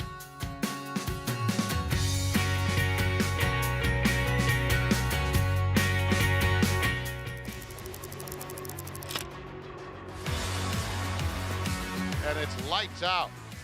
Locked. Pouring it on. Running aggressively through the stretch to win by 7 easy lengths. Here is Locked. Locked racing by on the outside for the lead. Locked, the Wine Steward, it is Locked. Here comes Locked after Mulligan. Locked catching with every single stride, and Locked will win the Cigar Mile.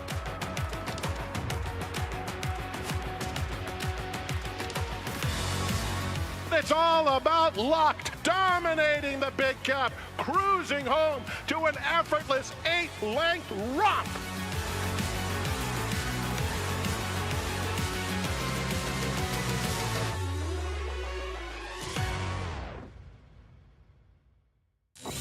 You bet with Naira Bets. Bet any track, anywhere, anytime.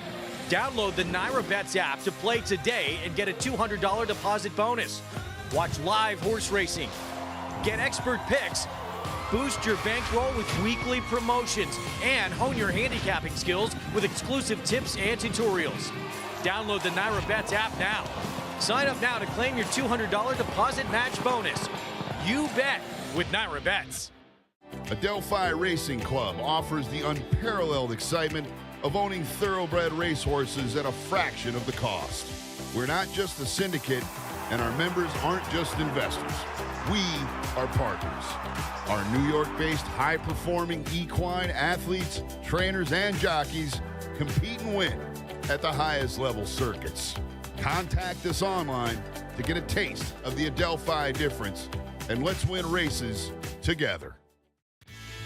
Back to America's Day at the Races, brought to you by Naira Bets. Head over to NairaBets.com. Play any track, anywhere, anytime through Naira Bets. She was getting a little leg weary late, but elegant. She got the job done as nobody challenged her early, and she was able to take advantage of a racetrack that was very kind. I wouldn't call this winning like a 4-5 shot should, as Flavien Prat wins his third today. Now, you could see when Flavien took a look around at the top of the stretch, he was feeling confident. Took another look back at the eighth pole, he was feeling less confident. But I think the racetrack aided her. And listen, one of the things that Linda Rice does so well is spotting her horses. You have to be a good horse person, but you also have to be a good manager. And she just found the right spot for Elegant today. The track helped, but she was well placed. Yeah, and I'll be very curious. She may well have been claimed out of this race. You claimed her. I wish you the best of luck with Elegant, who does get it done today. Flavien Prat and Linda Rice teaming up for the victory to close out the action today at a short price. Yeah, and it's kind of interesting. Flavien Prat, last year's Eclipse Award winner, one of the finalists for the Eclipse Award. It's kind of between him and Irad, right? Staying in New York this winter. I think it kind of spices up our colony a little bit more. Now, he'll be traveling a lot. We understand that. But you got a rider of that profile. To me, it just elevates our product. Oh, it's great to have riders in that caliber. And you go back to the years and you look. People say you're the king of Aqueduct. A lot of Eclipse Award-winning riders here rode here during the winter. Mike Smith used to ride here. You look through, rode here. Obviously, Irad rode here a lot of winters. Velasquez, Maple. There was a lot of guys that rode They here don't all leave. And for Flavien, who travels so much, it's just a lot easier to travel from New York than it is to be in L.A. Yeah. $360 on Elegant. Pick 6 paid $3,200 plus. Much more action to come as we'll be coming back to Oaklawn Park. After I want to say, we taking a break? Yes? No? We're taking a break. They're in the paddock at Oaklawn. We'll have much more action.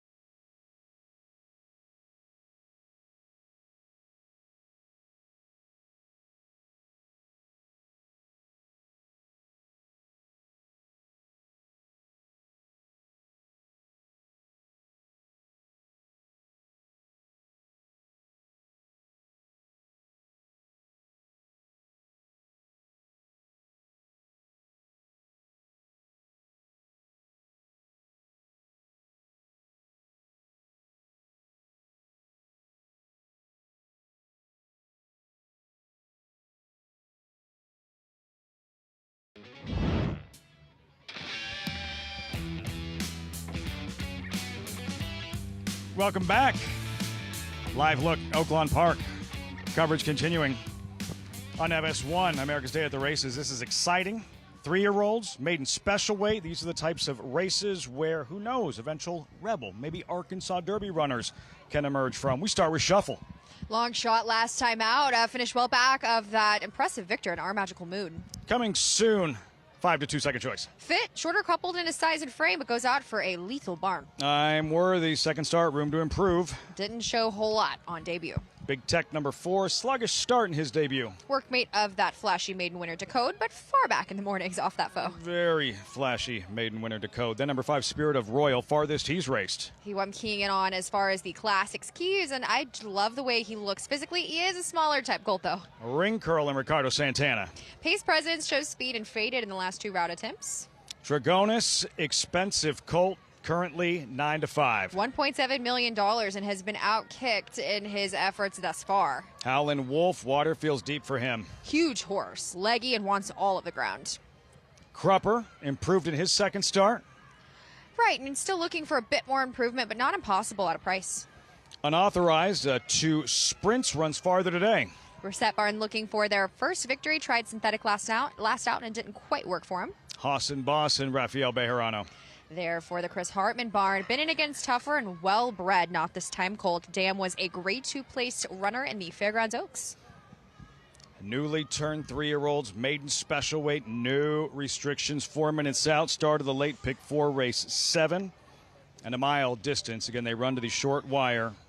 Megan, you just had a chance to see what 1.7 million of horse flesh looked like up close and personal. Dragonis, what caught your eye in the paddock?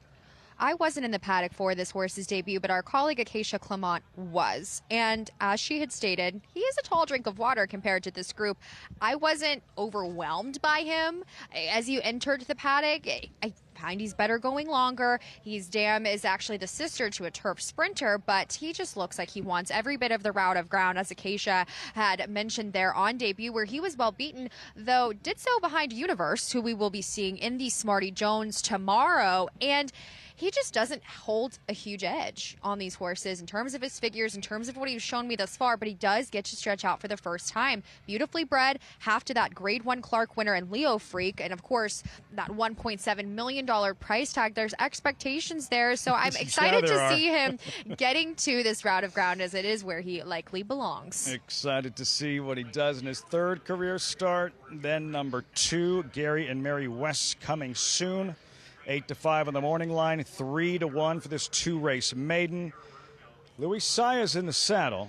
Saez first full winter, eventually spring here at Oaklawn Park. He's tied for 3rd with 12 victories thus far. 2nd in earnings. He'll ride Royal Bro in the coach a little bit later on, and Boca Beach Club in the Smarty Jones tomorrow afternoon. Such a consummate professional, too. It's really nice having Luis Saez here. As mentioned, he's one that earned his very first career win ever in the Oaklawn Handicap. So started off on a big note there with Will Take Charge, but Christian Torres, Ramon Vasquez, the homers here at Oaklawn Park are holding their ground. Saez, 1 win thus far. What's the key with a coming soon? Trained by Brad Cox, for him to graduate in his 3rd career start. Well, it's a battle of powerhouse barns. A great Asmussen runner, and then Brad Cox, don't leave him out there, with coming soon, who faded on the slop on debut at Keeneland and came back in that Decode race where, Lafitte, this is a very key race. So many runners are coming out of that effort. So is it gonna flatter that horse? Is that figure really legit? Let's take a look at how these horses run as far as that's concerned. But Decode historically fast here at Oaklawn, Megan. The fastest 2-year-old ever to run, the fastest time ever recorded for a 2-year-old. Of course, there wasn't a whole lot of 2-year-olds running here for a large bit of time, so take that as you wish. But as far as number 2 coming soon, he's got a strong last out figure on paper, and one that he's not the biggest horse. When I saw him physically, he's beautifully turned out. He's athletic. He's carrying his flesh incredibly well. As far as he looks even more fit to the task than he was last time out when I saw him in the paddock on the 14th to now, and he has progressed a bit in terms of his overall condition and his flesh, but we'll see if he wants. I think that he's going to improve off of this route of ground distance. There's others that are a bit bigger than him, and he's not the flashiest as of late in the morning. I found he was a bit better earlier, just looking at his progression of his works. Had a chance to say hello to trainer Dallas Stewart moments ago. He was making his way to the paddock. You went to the paddock. and checked out Spirit of Royal, your top selection going in. What was your takeaway from seeing him pre-race?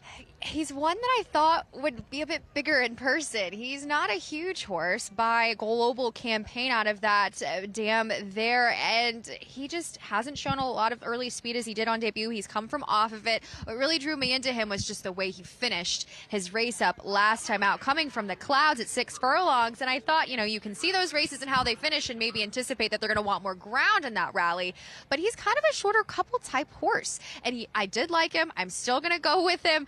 Even though these maidens, you can really change your perspective when you see them in person, but he is athletic, he's beautifully meant, and Dallas has really liked what he's seen, as he mentioned, on the way over to the paddock. So I'm taking a shot against the favorite there on the 5. These are the races all about the future. It was January 3rd last year, a maiden race for 3-year-old fillies. Indy Bay made her second career start here. She didn't graduate, she ran second. Indy Bay, who eventually won the Jersey Girl at Monmouth Park and the Grade 2 Charlestown Oaks. This is where it all starts. As you mentioned, this is a huge barometer test for these maidens who all get Lasix for the first time from those 2-year-old starts last year where they ran without it. So that could be a huge wake-up call for a lot of these horses progressing towards some of these preps. They're trying to get this route of ground for the first time. Are they going to be those Derby trail types that we see here in these types of fields? How do you factor that into your handicapping, evaluating how these 2-year-olds have raced leading up to this point? Now the calendar turns. These 2-year-olds are now 3, and Lasix can be administered. When horses really fade and stop in their races and they just don't have that any kind of run late, I really think they're going to be the beneficiaries of Lasix. So moving forward, just something to note, but it could improve even horses that did finish well. It's a true, it's something that's unique in terms of kind of handicapping horses as they come into their 3-year-old year with that addition. Short wire, mile race, $1.7 million colt is favored. Dragonis, 6-5 at post time. Here's Matt Dinnerman. And Hassan Boss to the outside post. Hassan Boss, Rafael Bejarano to round out the field of 11 here. We're ready to go.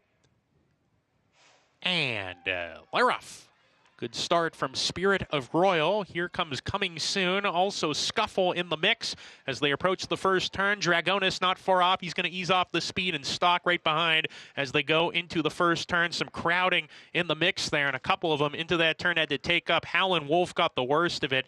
So they go around the clubhouse turn. Scuffle is the leader here by 1.5 lengths, maybe 2 from Coming Soon second. Dragonis third. Big Tech on a stranglehold right now. He is rank, approaching the backstretch run on the fence. 1.5 lengths back to Crupper. He's in the 5th position. Unauthorized right behind him. Hassan Boss is niggled along already. Spirit of Royal broke towards the front of the field down the backstretch. He's a joint 3rd last now, along with Ring Curl and also I'm Worthy to the inside. Howlin' Wolf well out of it after that trouble approaching the first turn. Remember, this race will end at the 16th pole. It's still Scuffle on the lead. Coming Soon is come on to come and challenge approaching the turn. Dragonis is 3 wide going into the turn. He goes pretty well under Rosario as they round the far turn. Dragonis, Coming Soon are up to challenge Scuffle, who's beginning to give way on the inside. He's trying to fight back here. Coming Soon narrow lead. Dragonis right there poised to pounce, and Scuffle is 3rd. Crupper is getting outside, wander the stick, and then unauthorized as they come off the turn. It's Dragonis with the lead. Coming Soon back in 2nd. Crupper plodding away here in 3rd, and Spirit of Royal's coming on between horses from towards the back of the field. Dragonis 1 furlong to go. The leader by 2. Spirit of Royal into 2nd, trying to reel in Dragonis. He's got a shot. Here comes Spirit of Royal. Spirit of Royal running by Spirit of Royal to win it. Dragonis was 2nd, Crupper 3rd, Photo for 4th, Coming Soon, and I'm Worthy. 6th start was the charm for Spirit of Royal, who got the job done. Francisco Arrieta getting a win for Dallas Stewart, one of our favorite guys. Dragonis, kind of a hard luck loser. He ran very, very well in defeat as that pace just fell apart. He made the winning move. He hit the front. I almost think he kind of lost interest and pulled up a touch, and this horse came with full momentum, Spirit of Royal. There's something fitting about Dallas Stewart winning the race before the coach named in honor of D. Wayne Lucas. He was I like that. A longtime assistant to him. He galloped winning colors for him when she won the Kentucky Derby, and he's occupying his barn along with Mike Maker at Oaklawn Park. So it seems like a fitting tribute to Wayne here. I like that. Of course, Dallas did work for Wayne, as you said, and ice cream's on Dallas. I almost never see him around town in Saratoga without an ice cream. Good guy. Nice to see him get the win, but a tough beat for the 8. Dragonis did all the dirty work. Anyway, you guys are rid of me. Maggie Wolfendale will be coming in. Richie's sticking around. A lot more to come, including the coach. What is it? The coach overnight? Shouldn't the coach have a more of an overnight? We'll get there. Gotta get us a build-up. I'm sure we will. But anyway, we all miss Wayne Lukas in the next race. Named in honor of the late, great Wayne Lukas, a man who left an indelible mark on this game. Much more to come on America's Day at the Races.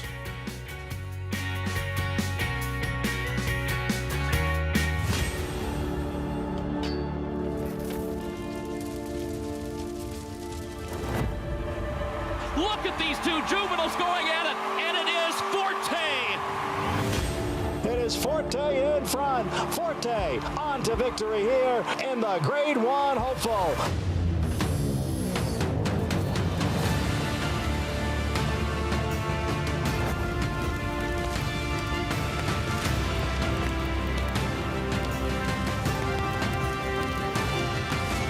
The two of them coming down to the wire. Forte on the outside, and Forte to win the Breeders' Cup Juvenile.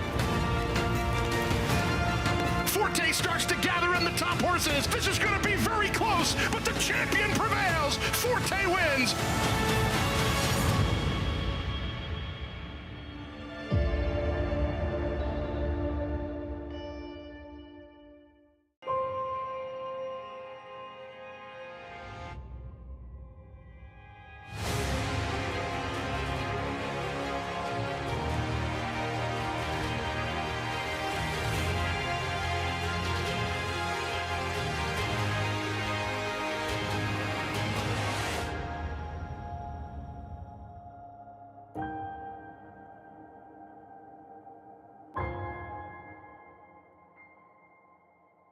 Racetrack Television Network brings you every race, from every track, on every screen, every day. With monthly packages starting as low as $5, RTN gives you great value and access to more live HD streaming and race replays than anyone. Visit RTN.tv today to sign up and watch on almost any device, including Roku and Amazon Fire. RTN has packages that start at $5 per month.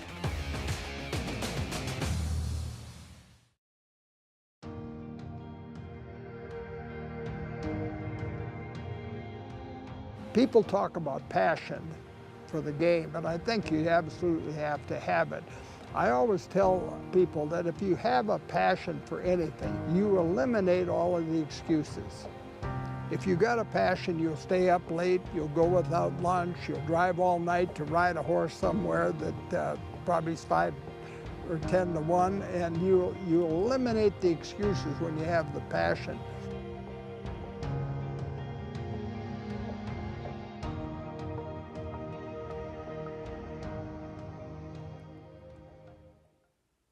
Welcome back to America's Day at the Races, and we are remembering a legend today in Wayne Lukas as we have the Coach Stakes coming up next at Oaklawn Park. Welcome back to the show. I'm Maggie Wolfendale. Please be alongside Richie Migliori. And I mean, what can you say? A man that just literally changed the game and reached the highest of highs in this sport. He really did, and he revolutionized the way this game was approached from a training standpoint. Jack Vanberg had multiple divisions previous to him, but Wayne took it to another level. And certainly in the 80s, D. Wayne off the plane was a move you had to pay attention to. That is so true. Really, was not afraid of traveling his horses and putting them in, the toughest spots. As we just saw a former employee of the coach, and I'm sure a true friend in Dallas, Stewart, take down race number 7 with Spirit of Royal. As we check back in with Megan Burgess standing by with Dallas.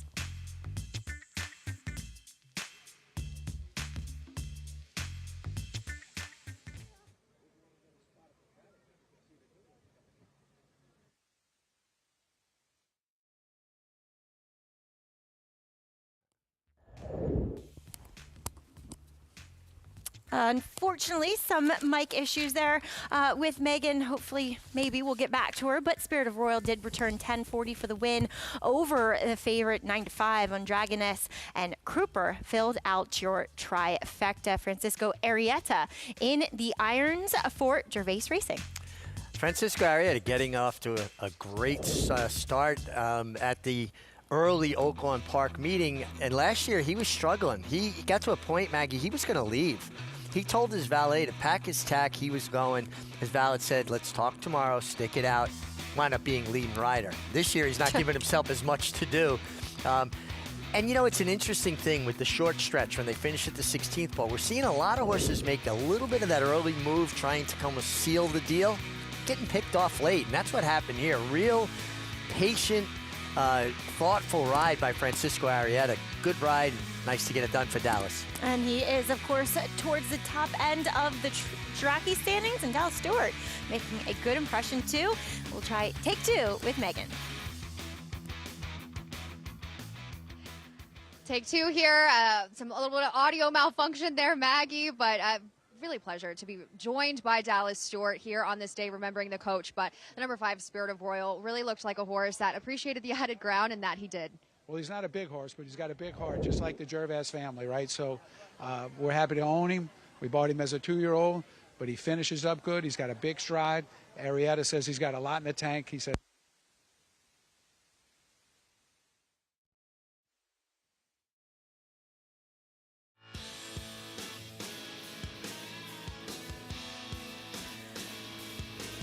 We do apologize there. I love hearing Dallas. I mean, he's got some of the greatest lines. He definitely, learned a thing or two from the coach of giving interviews, I'd say. Absolutely. Dallas had trained a little bit on his own, became a valet. He was my valet at Fairgrounds. And then he went to work for Wayne as an exercise rider. Yeah. And he was galloping winning colors, one of only 3 fillies to ever win the Kentucky Derby, excuse me. And then he went on to be his assistant, eventually going out on his own. There was a process. And the respect and the reverence he held Wayne Lukas in was evident in every conversation I ever had with him. And, obviously a profound influence on him, not just as a trainer, but as a human being. Absolutely. And just, as Wayne also, he inspired so many of those people that work for him to give them that confidence to be able to go out on their own and have successful training careers. Yeah, it's interesting to think, Maggie, for all of his accomplishments as a trainer, Triple Crown wins, Kentucky Derbies, Breeders' Cups, champions, I think it was even more meaningful, and his legacy will be more of the trainers he turned out through his barn. I mean, from Todd Pletcher and Kieran McLaughlin. I mean, just on and on and on. I'm going to leave people out, so I apologize. Mike Maker, Mark Hennig, so many, right? Randy Bradshaw. And again, I apologize if I'm leaving anybody out, but I think that says more about the man than even him as a horse trainer, that he was able to develop people as well. Really well said. And, from fostering those young, talented trainers to go into those successful careers themselves, to fostering the love that a lot of young fans that he brought into the winner's circle. Wayne Lukas, he reached the highest level in the game and changed the sport as we know it. Needless to say, his absence is felt greatly at many racetracks across the country, but no more than Oaklawn Park.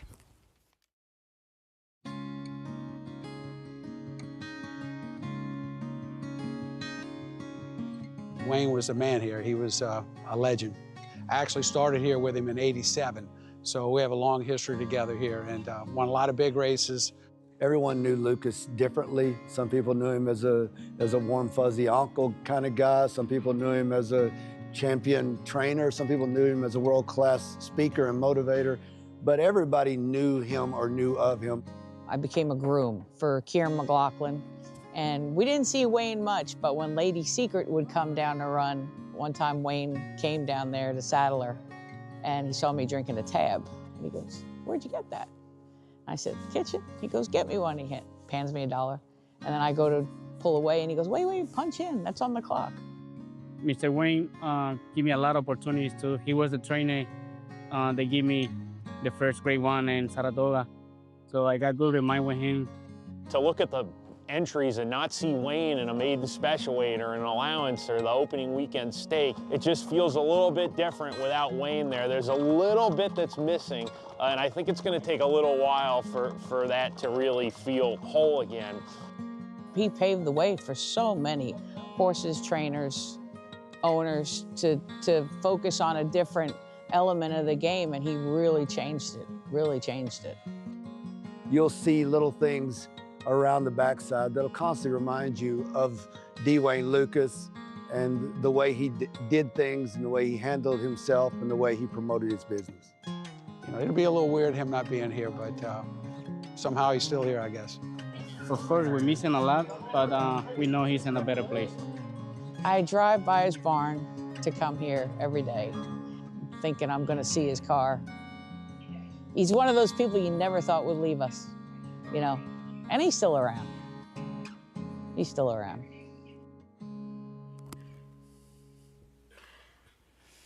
There it is, remembering the coach, over $300 million in earnings, nearly 5,000 wins, inducted into the Hall of Fame, no doubt, in 1999, four-time Eclipse Award winner, all those Triple Crown victories, the Breeders' Cup wins, I mean, 222 Grade 1 victories. It's just incredible, and I'm proud to say that I rode a few Grade 1 wins for Wayne over the years. I was never a go-to rider of his, but listen, physically, none of us are ever going to live forever, but we live on forever through our actions and deeds during our lifetime and the mark we make on people. And obviously he has left an indelible mark that, you know, I go back to last winter, never really considered us friends. We were friendly acquaintances, and we struck up a friendship, and I'm so grateful that I had that opportunity to spend that time with him there and talk horses, life, being a grandparent. It just is a special experience that I will always cherish. It always seemed like in those latter years, he was always trying to, form those connections and those relationships that maybe he thought as though he missed out on because his eye was always on the prize when he was in those early stages, in the 80s, in the real dawn and the real successful era of his career. You also, I think people got to realize that he was coming from the quarter horse world. He, trained champion quarter horses. He says the best horse he ever trained was Dash for Cash, thoroughbred or quarter horse. And he thought he could beat any thoroughbred up to 6 furlongs. That being said, when he first got to this game, he was kind of an outcast. He was pushed aside. People didn't take him serious. Oh, the quarter horse guy. Yeah. And it took him a while to kind of overcome that. And I think that was part of that drive and focus that didn't allow him to be as warm as he became. Yeah, well, we continue to remember him and his legacy on the program as coming up next, horses in the paddock for his namesake race, the coach at Oaklawn Park. More to come here on America's Day at the Races.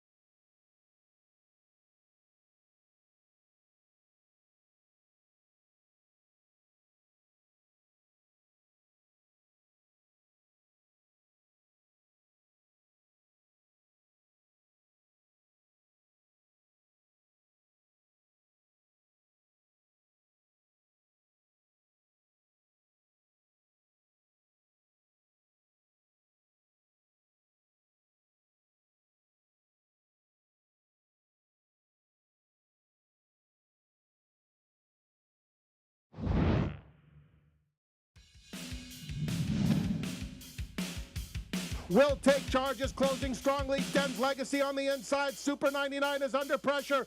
Oxbow is the leader late. On the inside, Den's Legacy is trying to get to him. Will Take Charge running a giant one on the outside. Lucas 1-2. Will Take Charge coming at Oxbow. Oxbow will take charge. Will Take Charge gets up to beat Oxbow in a thrilling rebel. What a day for the coach as he ran 1-2 in the 2013 Rebel. Will Take Charge, getting the best of eventual Preakness winner Oxbow. Yeah, his Preakness winner with his Travers winner, hitting the line together in the Rebel. Pretty cool stuff. It's John Court, Born Your Winner, Will Take Charge. Wayne was a big supporter of John Court's later in both of their careers. Yes, exactly. And, of course, Luis Saez would then take over the mount throughout the latter half of his 3-year-old campaign, which a lot of it did take place in New York, as we'll take a look back here, especially with Wayne's success at Oaklawn Park.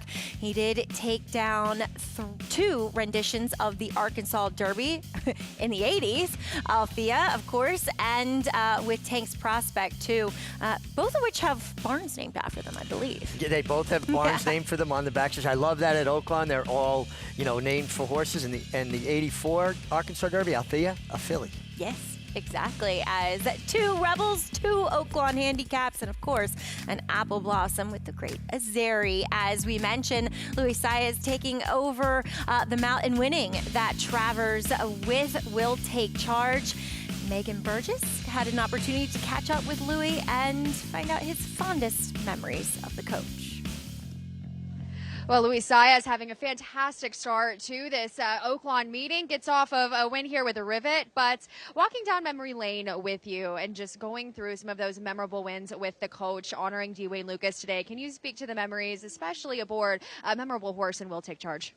Yeah, Mr. Wayne for me was a guy that opened the door for me in New York when I first moved to New York. I win the travel right away with Will Take Charge, and then we came over here, win the Arkansas Derby. It was a big memories, big help he gave me, and yeah, we miss him a lot, but he did a great job with all his horses he used to train. Your first Grade 1 victory, not only there in the Travers, but you came back here to Oaklawn Park. Do you plan on staying here through the remainder of the Classic meeting? Of course, yes. I love the place. I love the people. People really love the racing, and everybody treats so well. Everybody in love with the track and, with the sport. So I'm planning to stay. Well, you and Kieran certainly have cultivated quite the business for yourselves, and it's surely that momentum is continuing. Fantastic start to the meet, Louis. Oh, yeah, we're doing great. Thanks God, the safety's first. But Mr. Kieran is working pretty hard, and I really enjoy being here. Well, we really enjoy having you. Best of luck, and very exciting always to have the likes of Luis Saez with us. And climbing his way up the jockeys standings. He'll be aboard a long shot here, though, in this Coach Stakes on Royal Bro, as we do have a post-parade coming up in just a few moments, but even money on the restretch out of Tap Into This, Meg. Well, he's run very fast figures. He's very talented. He does have one hiccup. Not very handy out of the gate. There's been times he's got himself just flat left at the post. And do you think it's... But, okay, we'll get back to that. We'll start with First Division here, who I thought ran very well last time coming in off the bench. Yeah, I thought that was a really nice effort. Like you said, off the bench. Maybe he can build on it. Certainly looks like he was an improved version of himself. And, of course, Kenny McPeak, he's having a nice start to the Oaklawn meeting as well. Manny Esquivel will be in the irons. And I thought he made the first move in that race and was still good enough to hold on. Zero Sugar comes in. Speaking of comeback races, a defeat, but a fast race in the Zia Park Derby. Yeah, kind of took a big step forward there and was just narrowly defeated. Stretching out second off the bench is Royal Bro. He would feel like a surprise if he was to win here, but I respect Jimmy DeVito, his trainer. What are your thoughts about this horse maybe not getting the same pace to close in at those shorter distances? Tap Into This. Well, he's very talented, but he needs to get away from the gate at least kind of on time. Is Amorosa your speed? I think so, especially coming out of that fast-paced sprint where he was on top of the pace. Ambitious spot first off the claim here for Jordan Blair. Number 6, Best Friend Rocket. Yeah, big step up in company. Another one that would be a bit of a surprise. That is your field for the Coach Stakes overnight, I should say. A mile and a 16th for the newly turned 4-year-olds as we head back out with live coverage from Oaklawn Park with Lafitte Pinkai, Megan Burgess. Maggie, special moment here, a sentimental moment with the coach upcoming. It's not a Grade 1 race, Megan. It's not a Kentucky Derby prep race like we'll focus on tomorrow with the Smarty Jones. But for those competing and certainly for those who wind up in the winner's circle, it'll really, really mean a lot winning this first ever running of the Coach. It does, and it was, live TV, some technical difficulties there as I was able to catch up with Dallas Stewart. And, man, exercise rider for Winning Colors, the stories that he has of just the impact that this man has had on so many people's lives and their journeys and the reasons why they have their families and their businesses today. It's a huge magnitude of a life and career, and it's an honor to be here at Oaklawn and to remember him on this day.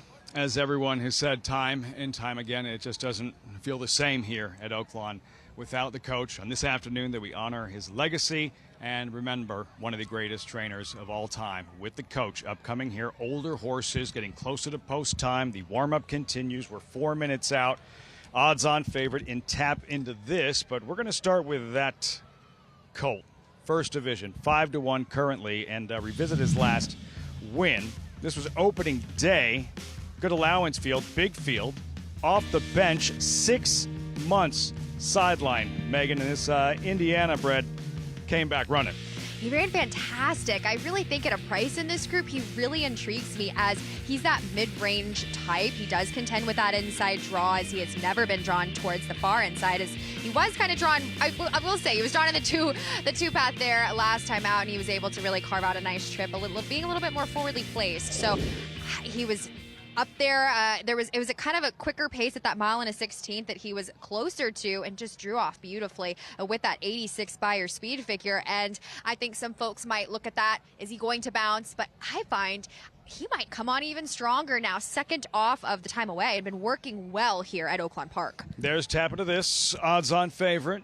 Steve Asmussen trains. His last win, this was 2 starts back early October at Keeneland. You're going to see the gray by Tap It. He's going to run him down in the lane, Megan, but this is another victory in a one-turn affair. He has to take the stretch out in distance, and he is a Tap-It colt, but he's got some mental woes that he has to contend with. As Mig had mentioned and alluded to, and Maggie as well, he has some serious gait issues. He always seems to get off slow, and I find it's a mental aspect to him. It's more of a mental game as far as him getting this distance in general. I think physically he's more than capable of it, but is he going to finish and put it all together mentally? And that is where I have my question marks and where I'm not willing to accept an overly short price on him, albeit he is the modicum of consistency when you look at him on paper in his sprint and mile races thus far. A lot to concede. 4-5 with that massive looming question mark over Tap Into This. It's massive, but he incredibly fit, incredibly well meant. He has the size and the scope and the body to get it done. Can he put it together mentally, especially in a compact field? You do not want to be too far off of things as it could really put you at the disadvantage of the dynamics of this race. Zero Sugar pictured. Very lightly raced 4-year-old colt. Just his 4th career start. Francisco Arrieta looking to go back-to-back. Really impressed by his effort in this battle that he displayed in the Zia Park Derby, albeit in defeat. He kind of backed off there a little bit, and then he came right back on, rebid in a way with that impressive 92 Beyer speed figure at a quirky surface over there at Zia Park. Is a lot different. Some horses take to it, some horses don't, but this horse certainly did there for the Cipriano Contreras barn, and he looks fantastic. Catching up with his connections, his owner, his bloodstock agent, they mused, he certainly looks just like his daddy there. Insire Twirling Candy, he's got the scope, he's incredibly fit, second off the time away in March, and being able to put that career best effort forward off of the bench gives me every indication that he's hopefully going to be able to move forward. I think distance won't be an issue whatsoever for him. It really seems like he's going to be able to get there, and I've always been fond of this horse. He's been able to get over this Oaklawn surface well, as we saw there too, back breaking his maiden, and it's all check marks for me. Any concerns about the proverbial bounce or progression with Zero Sugar, given all the time off, the layoff, that what looked like a taxing race that effort and how he responds. Physically, it doesn't look like it took anything out of him. Just looking at him in the flesh, looking at how he's been really moving and getting over the ground and the surface in the mornings as well. I really like him in this spot. But also, you have to take into consideration the Kenny McPeak runner in the #1 First Division. He bypassed an allowance spot to land back here in stakes company. So up there at 5-1, that's the two that I was teetering between in terms of the 1 and the 2 here. Trainer Kenny McPeak got that first Kentucky Derby victory a couple of years back. Mystic Dan, first ever Derby starter way back in '95 with Tejano Run, a second place finish. Who beat him? Thunder Gulch, trained by none other than Dwayne Lucas. First Division, marching towards the starting gate for this first running of the coach. Just touching on Zero Sugar, then #5 Amorosa. On paper, they look like they might be the quickest. What are you expecting? Who's in front when this field hits a clubhouse turn?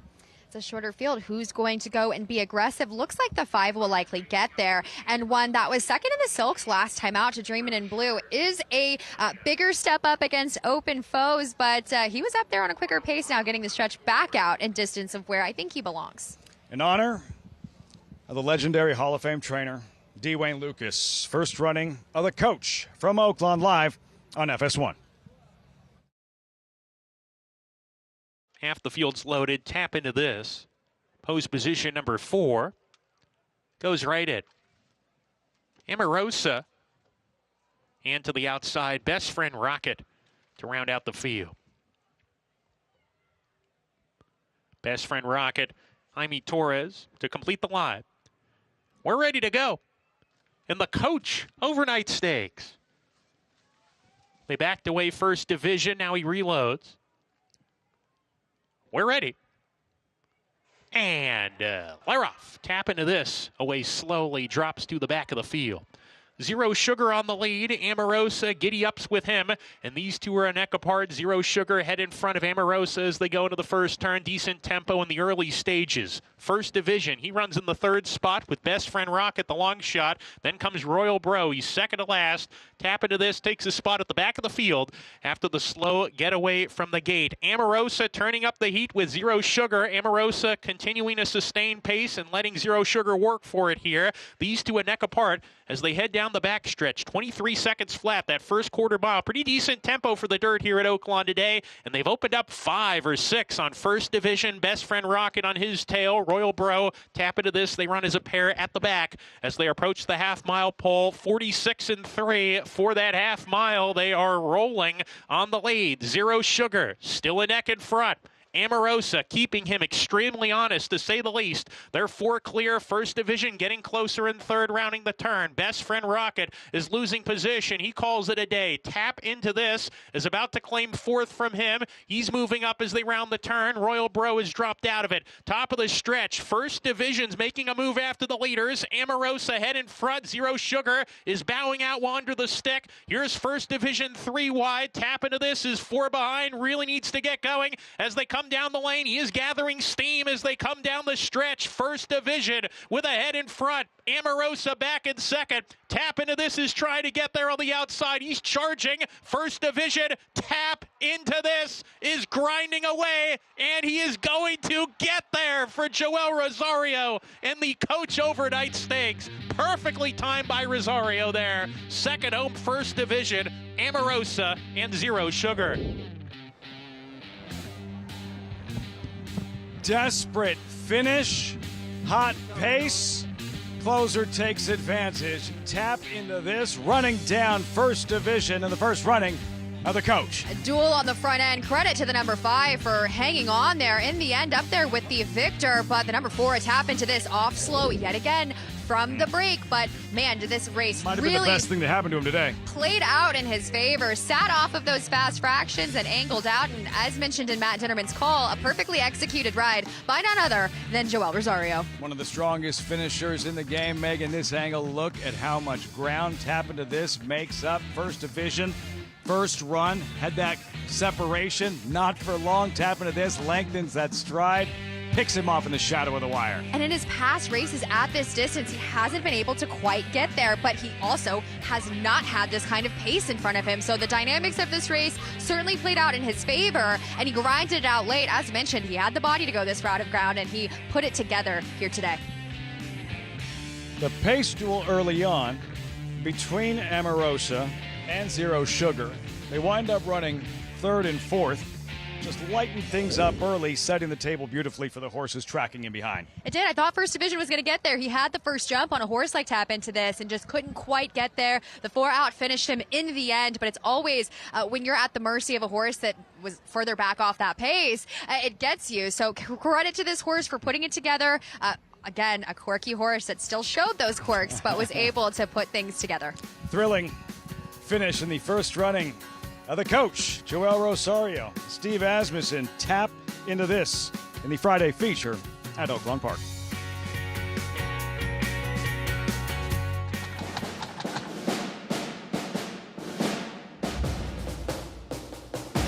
How magnificent was Full Count Felicia. Never in doubt. Coming down to the finish, First World War. Fort Washington on the outside. They're coming down to the line, and Goliad does it. Warfront, standing at Claiborne Farm. You bet with Naira Bets. Bet any track, anywhere, anytime. Download the Naira Bets app to play today and get a $200 deposit bonus. Watch live horse racing. Get expert picks. Boost your bankroll with weekly promotions and hone your handicapping skills with exclusive tips and tutorials. Download the Naira Bets app now. Sign up now to claim your $200 deposit match bonus. You bet with Naira Bets. She's so spicy, speedy in that sprint. Archangelo, the Belmont winner in charge. The Grade 1 Whitney to Arthur's ride. And a dare manner will take the Clementel Hirsch. Olympiad gets the gold. It is Timberlake who's going to win. Tap it twice! Tap it twice! Sierra Leone in the Breeders' Cup Classic. It's America's original sport. And no one covers it better than americasbestracing.net. From the sport to the lifestyle. The best races, horses, and destination venues. Cocktails, gambling, fashion, and more. americasbestracing.net is a sport for you.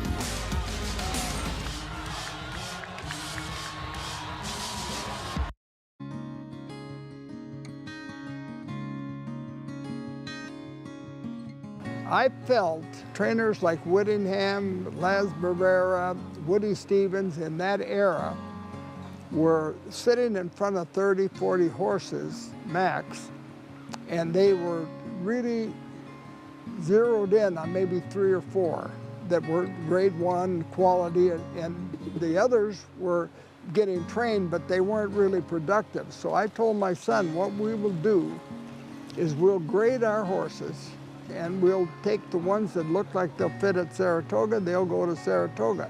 The ones that don't fit will go to Ellis Park or Monmouth Park, and we got to make every horse profitable.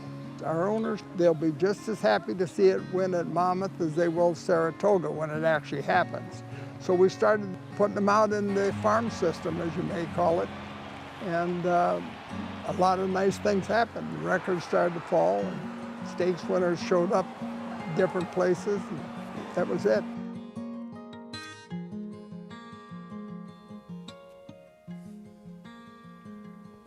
And that's how he revolutionized the game, as the inaugural Coach Overnight Stakes was won today by Tap Into This, as we continue to celebrate the life of D. Wayne Lukas. And this Winner's Circle lead-in is brought to you by Fasig-Tipton Winter Mix Sale, scheduled for February 9th in Lexington, Kentucky. Enter now at FasigTipton.com. But Mig, we were concerned, or at least I was, that Tap Into This, stretching back out around 2 turns, might not get the pace that he was getting in those 1-turn miles, 7 furlong races. But he did today. Absolutely. As we'll check in with Megan.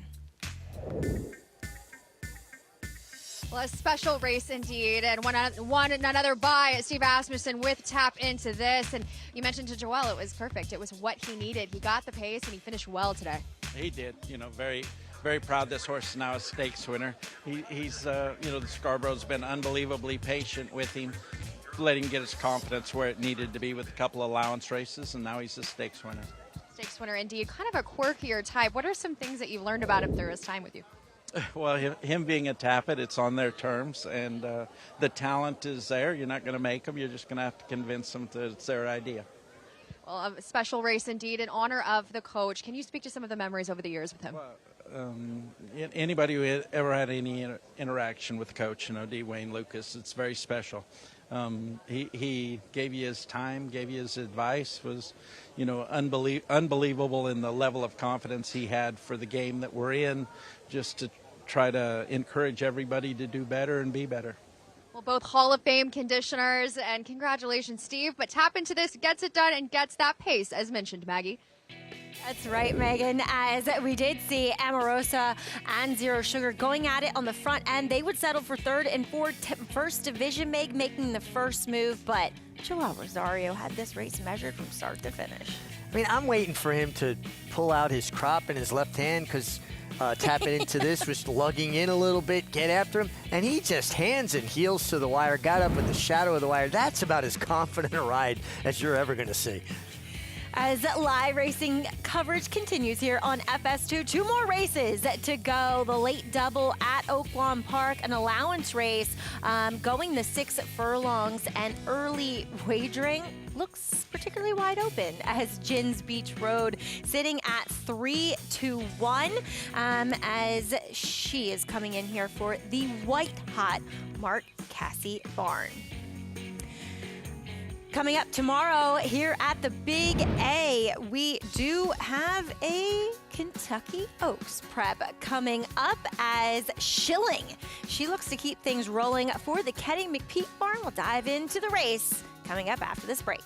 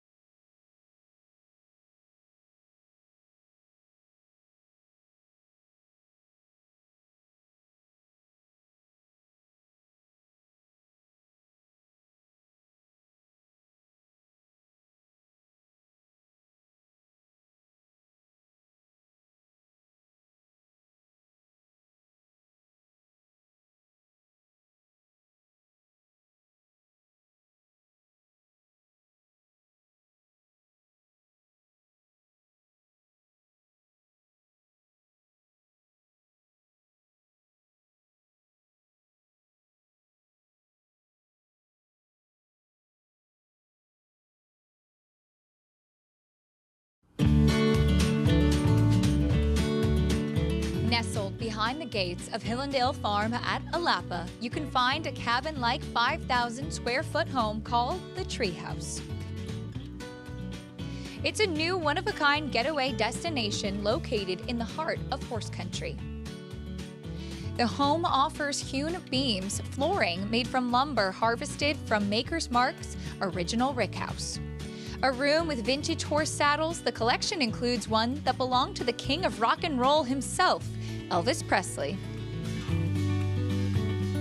You can enjoy a drink or a meal on the back screened porch or one of 4 decks that overlook the tranquil Stoner Creek. Upon request, reservations can be purchased to experience an inside look of a working thoroughbred farm with a tour of Hillendale. The Treehouse now offers a unique place to stay on the grounds that house the famed Kentucky Stallion Station and Thoroughbred Nursery of Hillendale at Alapa. Welcome back to the program. It's America's Day at the Races here on FS2. We are proudly brought to you by Hillendale at Alapa. And Meg and I were just reminiscing.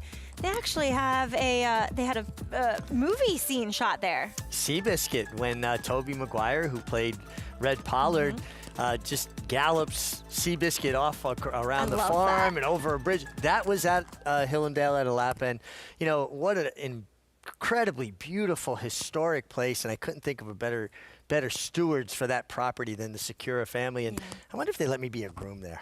Just be a groom. I wonder if they let me recreate that scene. That would be match race. Yeah, coming up next. As we welcome you back to the program, as we look ahead to the Busanda Stakes here at the Big A. It is the first stop on the road to the Kentucky Oaks here in New York, going a mile for the newly turned 3-year-old fillies. And we do see 2-1 on Schilling, who is turning back a bit in distance after a Grade 2 try in the Demoiselle. Yeah, maybe they were just stretching her a bit out of her comfort zone, but she's a filly that has shown a lot of ability. Jimmy Jerkins, who handles Kenny McPeek's string in New York, has liked this filly all along. I was talking with him about him the day she broke her maiden before the race, and he was seeing her. She's trained like she is a good horse, and it's panned out. It's bore that out. And having Jimmy Jerkins as your assistant, to me, be like having a Michelin star chef as your sous chef. Yeah, no doubt about it. And you know how some trainers just put a physical stamp on their horses? I'm seeing that now with Kenny's New York string. They look like Jimmy Jerkins horses. Yeah, I think that is because of the way they train. The horses develop in a certain way, right? Yeah. It's interesting how many trainers you can kind of spot their horses By the without way a they sign. look. Oh, that's definitely a McPeek horse or 100%. a Shug McGahee Wayne horse Lucas. or Wayne Lucas for sure. Yeah, absolutely. As Schilling, she will be teamed up again with Christopher Elliott, who's ridden her in her 4 previous starts. As she'll take on some new faces here, just graduating out of the maiden ranks is number 2 in here, Britain, for trainer Chad Brown. Will be ridden by Manny Franco this time around. Here she is in her 2nd start of her career, getting the job done on the, splitting horses there. Sorry. I thought she was a 3. That was Chad's other horse. Yeah, but you know what? You got to like that, right? Splitting horses, negotiating through the kickback, around, through traffic. She was well beaten by Schilling, but that was Schilling's 2nd start, and then she improved a bit. There could be another step forward here. She's going to have to be competitive with the likes of Schilling, but horses are works in progress. You're not always going to see the best of them on every given day, particularly when they start their careers. Filly that certainly could take a step forward. She was, of course, flattered by Interstate Love Song coming back and breaking her maiden impressively in her next start. And it always feels like, even if they look a little slow on numbers like Britain does, these Chad Brown horses, they generally step up and meet the challenge. I think Chad's very practical about where his horses belong. So the fact that they get this filly in here, also, when a filly gets stakes placed, they get that black type in their pedigree, it enhances their value greatly. So sometimes you'll see a horse in there and you go, well, maybe this horse doesn't quite belong, but the connections are hoping to be 3rd or better. And sometimes riders riding to get a check instead of riding to win wind up winning the race because other guys make mistakes. They get involved too early. You're sitting back just trying to save horse, be thoughtful, and get that check, and then you get the big check. Exactly, as that is our featured race on tomorrow's card here at the Big A, and Oaklawn gearing up for a big day as well. In addition to the Smarty Jones, they will have the Commodore. We'll take a look at that on the other side of this break, as Concrete Glory was pretty good in Saratoga this past summer. We'll see if the speed will continue.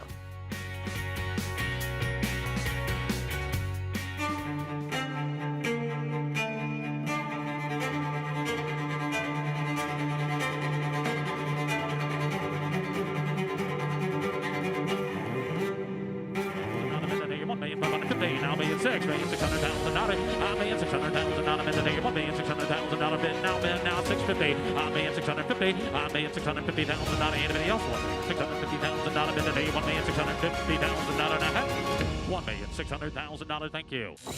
You bet with Naira Bets. Bet any track, anywhere, anytime. Download the Naira Bets app to play today and get a $200 deposit bonus. Watch live horse racing. Get expert picks, boost your bankroll with weekly promotions, and hone your handicapping skills with exclusive tips and tutorials. Download the Naira Bets app now. Sign up now to claim your $200 deposit match bonus. You bet with Naira Bets. Quality Road, proving Lane's End's tried and true stallion-making tradition. Quality Road has sired multiple Eclipse Award and Grade 1 winners, including Champions National Treasure, Corniche, Abel Tasman, and recent Grade 1 winners Hope Road and Clicquot. He's a leader of his generation. Quality Road, a stallion that stands above the rest. Quality Road, proving Lane's End's tried and true stallion-making tradition. Quality Road has sired multiple Eclipse Award and Grade 1 winners, including Champions National Treasure, Corniche, Abel Tasman, and recent Grade 1 winners Hope Road and Clicquot. He's a leader of his generation. Quality Road, a stallion that stands above the rest. Saturday on America's Day at the Races, join Lafitte Pinkai and Megan Burgess on site for Oaklawn Park's Smarty Jones. Promising 3-year-olds start in the Kentucky Derby prep race. Action begins Saturday, 2:30 Eastern on FS2, 4 Eastern on FS1. Live look in the Oaklawn paddock. Welcome back. America's Day at the Races coverage continues on this Friday afternoon. To left on the program. Riders up post-parade in just moments. Before the 9th, though, Megan, a late scratch. Number 11, Click, is out. What took place? It was a very chaotic scene in the paddock just moments ago when the number 11 essentially flipped, and it was just a very touch-and-go situation there. But on advice of the veterinarians, the number 11 Click will be scratched from this race, but also puts into perspective, you have to note that it affects everybody in the paddock when you have that chaotic of a situation and things are as electrified as it was in there. Hopefully, Click will be just fine. Look forward to seeing Click back in action before long. Does her absence change anything? Does it change the complexion of the race whatsoever? It was a long shot horse there in the number 11, so I don't find it changes everything overtly. But of course, we're thinking of the Heather Irian barn as we hope that everything is okay as far as that horse is concerned. 8 races in the books, 2 left on the Friday program here at Oaklawn Park. We'll meet the field. Wide open wagering affair. Allowance runners, 6 furlong dash fillies and mares. Stakes kind of purse, $115,000 is the purse. Megan, tepid favorite. Pahoho Doro, number 5, at 3-1. A nice filly there for the Phil Diamato barn, but has taken her some time. She's clearly had a couple of issues that have taken her off the track, but she's got some talent on it. Who winds up taking down this 9th race? Who'd you come up with? I liked the 5 and the 6 here. I went with the 6 at Jen's Beach Road, who was a bit in tight last time out and shuffled, hoping she can get a cleaner trip. And make the turn, and we'll introduce you to the field. These fillies and mares, starting with a contender. And Golden Irish, number 1, 7-2. Golden Irish, first or second in 7 of 10 lifetime. She's quick for our colleague and trainer Tom Amos, right back sprinting, but there are some other speeds in this group, and she does contend with that inside draw. Delasina, tall order for the Iowa bred. Outmatched in this group. 64-1. Music Mistress, Arkansas bred, idle since July. It's always tough, especially as an Arkansas bred coming off of that type of time away. The favorite, very lightly raced, Pahoho Doro. She's been putting forth some really nice moves in the morning, indicating she's fit for the task. We'll see if we will see that same kind of performance in this group. Chins Beach Road, Charlotte Weber's, a $650,000 filly. Mark Cassie's dominance so far needs no explanation, and she made sense in terms of this group. Antique Silver on the ascend. And again, a step up in class, and she's not impossible here. Miss L, quick filly. She's won 2 straight. A part of that pace scenario up front potentially there for Robbie Medina. Long shots side by side, 45-1. Valhalla Vixen, consistent mare, tries her best. Ultra consistent. She's a hard-knocking horse that brings her lunch pail to work, as Richie May would say. Spring Dancer, Preakness-winning jockey Jamie Torres. A stout engine on this horse, right where she wants to be sprinting. Spun Candy, it was third to Foie Gras, eventual Oaklawn Anywhere Stakes winner. She makes a lot of sense in this group up there at 7-2. We saw Dallas Stewart with the winner earlier on the card. And electrifying Lady Draws In. She's kind of got some frame to her. I wonder if this is a starting point for her. Looks like she could appreciate some more distance. Fillies and mares to do battle over 6 furlongs, $115,000 per start of the late double. Post time in 4 minutes for this 9th race, Oaklawn Park. On the eve of the Smarty Jones Stakes, it is the first local step towards the Arkansas Derby and perhaps beyond. 21 Kentucky Derby points available, 10 to the winner. Right before the Smarty Jones, we'll have more sprinters in the Commodore Stakes. Race number 9 tomorrow afternoon. Take a look at the field and morning line odds. Older sprinters here, $135,000 purse. 11 deep. Echo again, 5-2. Concrete Glory, 9-5. Morning line favorite. Let's start with Echo again. Revisit his latest appearance. Late November, Churchill Downs in the mud. Echo again, winning for the first time in a year, ending a 7-year losing streak. I promise you, but this is Concrete Glory last summer at Saratoga. And Concrete Glory looks to be speedy yet again. That's this horse's edge. He likes to be on the front end, and there is other speed in this group. We'll see if he gets the kind of trip he needs. I'm always hesitant of these need-the-lead types, as they can be quite interesting and quite difficult to bet, as you never quite know how the dynamics are going to work. But Sappy Joseph, he's a 1-for-1 so far with his shippers at Oaklawn Park, so certainly well meant. That was opening weekend in the mud at Saratoga, and faced and defeated some really, really nice horses, Concrete Glory.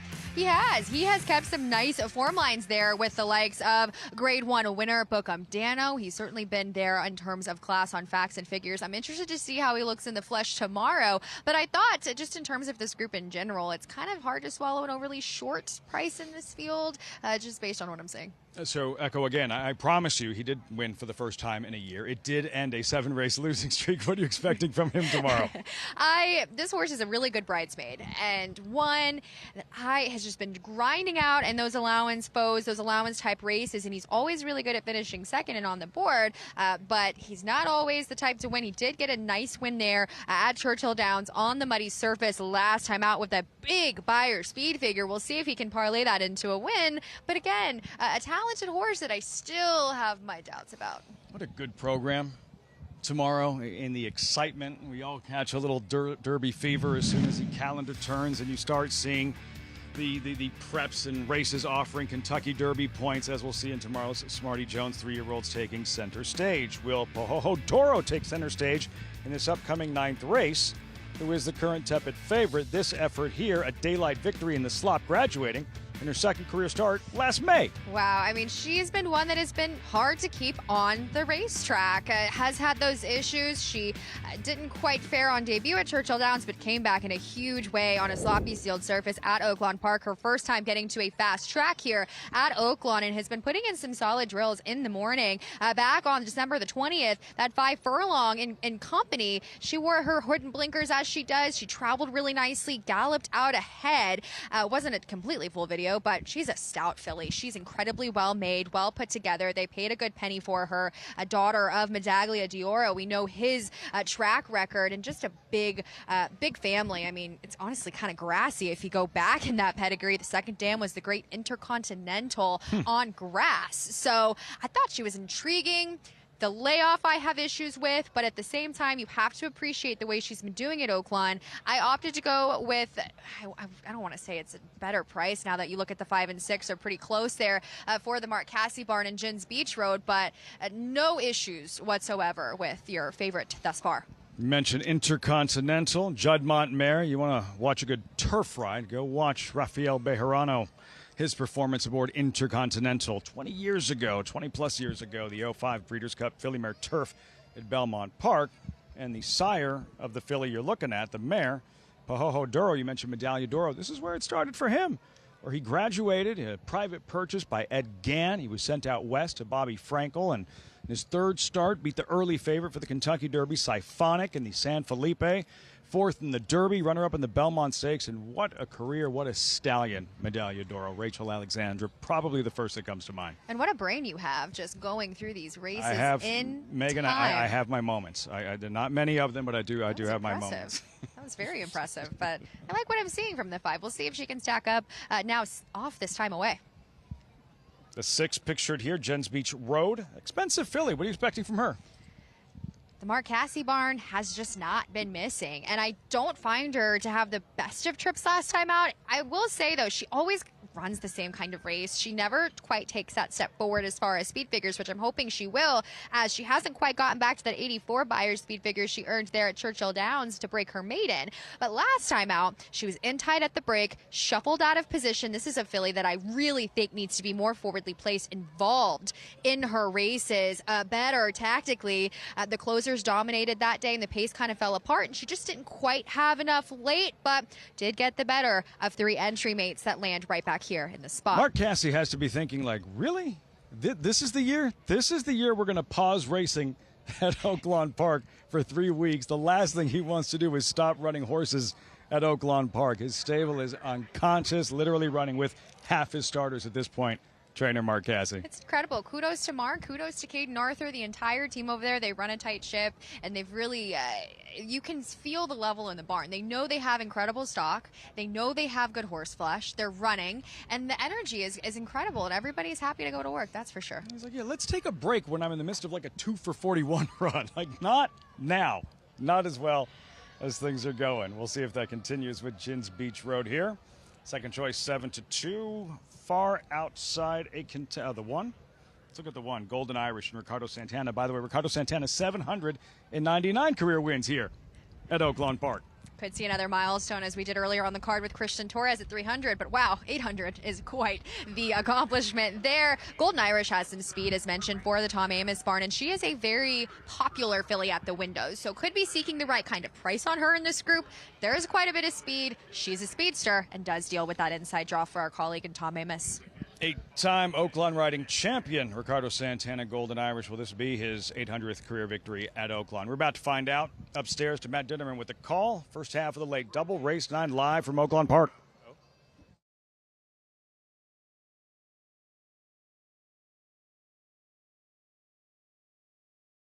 Gins Beach Road coming up.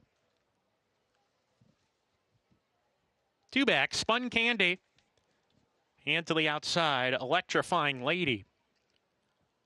Here's Electrifying Lady and Joel Rosario for Steve Asmussen, who of course took the inaugural The Coach Overnight Stakes with Tap Into This. We're ready to go in the penultimate race on the program. And they're off. Gins Beach Road had to take up right at the start. Music Mistress on the lead. Delachina firing forward, grabs the lead away from Music Mistress, who's right there second. Spring Dancer moving up to apply the heat on the front end. Pretty contentious tempo. Delachina about a half-length lead on Spring Dancer. Valhalla Vixen is claiming the 3rd position. Golden Irish down on the rail. Pahoho d'Oro is outside of her. Spun Candy sent along. She's about 5 wide down the backside. Miss Ellie is also in that clump of horses. There's a gap of 2 to Electrifying Lady as they go into the turn. A number of them had to take up there when Delachina bowed away. Music Mistress had to take up. So did Pahoho d'Oro. Antique Silver was out of that trouble on the outside, out of harm's way, but she's 8 lengths behind rounding the 4-turn run. Pahoho d'Oro got shuffled back, is trying to come on again. Gins Beach Road also behind horses. Nowhere to go for her right now as they come off the turn. Spring Dancer in the meantime, she's snuck away. Spring Dancer by 2 coming down the stretch here. In second, Miss Ellie's trying to run her down, ground, but Spring Dancer is showing no signs of stopping. She's drifting to the center of the course, but she's clear by 4 under Jaime Torres. Spring Dancer coming to the line strong at a number 24-1. Miss Ellie was second. Gins Beach Road, look for her next time. Third with an unlucky trip. Golden Irish was fourth. Lots going on in this one. In the end, the favorite compromised, among others, Pahoho Doro taking advantage of 24-1 shot in the form of Spring Dancer, an upset first half of the late double, the ninth here at Oaklawn Park. Poor favorite just did not have the best of trips. You could see right there in that shot, she had to angle out again as she couldn't find a seam in the stretch. And around the far turn, there were lots of up on heels, trying to pull back, trying to make, I mean, honestly, we need to go through the replays just to kind of unpack what happened there. But based on the paddock and how the paddock went through, it kind of felt like that kind of chaotic race. But I will say, good credit to the, as we look at the drone shot, you'll take a look at the number 5 here. Green colors, right, one off the rail. Right behind horses, tried to pull up. This is in the stretch. This is in the stretch run, but around the far turn, did have to pull up and lost quite a bit of ground there. So very uncomfortable trip for your favorite. The number 6 also took back early, didn't have the best of break. Again, spotted a length or so. So your 2 top choices just did not have comfortable trips whatsoever. Right here, collective gasp from everyone at Oaklawn. Pahoho Doro, green colors, getting in tight, and has to take up, and just hoping she doesn't clip heels at this point as things starting to really tighten up on her. He's just kind of started to unravel for a couple of different horses in this race. It's right up. We'll see her have to take up. It got quite messy, and she spotted just a few lengths off of where she was currently seated. Right here, you'll see some things start to unfold with feet.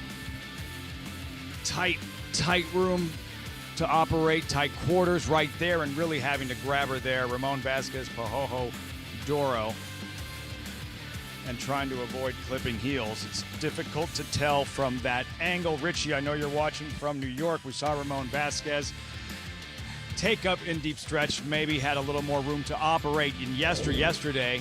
What are you noticing watching Pahoho Doro's trip in this 9th race, the favorite? Just caught in the jam, right?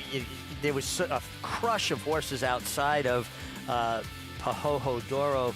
And the 3-horse Delicina, who was a big long shot, is backing up in his face, and he has no room to go outside. He had to wait, back up with him, then duck back to the inside. And as a jockey, one of the things you have to know is your competition. And you don't want to get yourself stuck in a spot behind a 30-1 shot. To be fair, I think the 10 was coming over, and I think the 3 overreacted. The rider on the 3 just kind of, taking his horse out of there in an charismatic way. But you're always searching, Maggie, for live cover, a horse that's going to carry you. I liken it to a fullback. The halfback gets the ball. He wants to follow that fullback through the hole. I don't want to follow a fullback that's smaller than me. I want one that's strong and going to carry me on. Now, also, the rider on the 3-horse, when you're at a horse, you've got to be a little proactive to protect yourself. Is there any blame to be placed on the unofficial winner? I don't think so. I think they were all just in a very, very tough position. And going into a turn, you have to be all the way up in a spot or all the way out of a spot. You can't be a little bit in there. You've got to be committed. It's like the difference between bacon and eggs, right? The chicken's involved, but the pig's committed.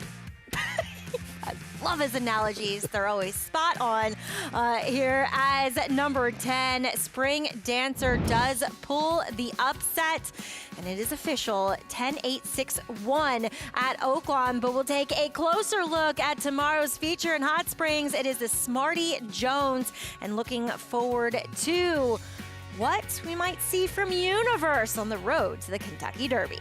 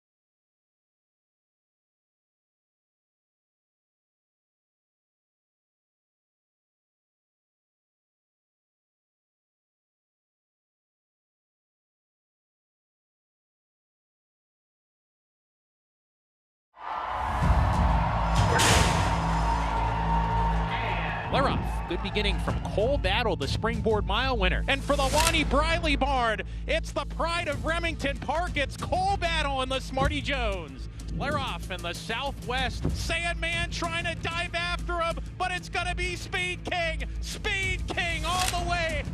We're ready to go in the Rebel. And Cole Battle, 16th left for the Rebel Stakes win. He's on top from Madigan Road. And Sandman, who's run out of ground. Cole Battle, the story continues, this fantastic story. They're off in the 89th Arkansas Derbies. It's Sandman in front by 2. Publisher is second. And Sandman, he's run his A race and he gets a confidence booster heading to Kentucky. Sandman does it. The son of Tappet for Mark Cassie and Jose Ortiz.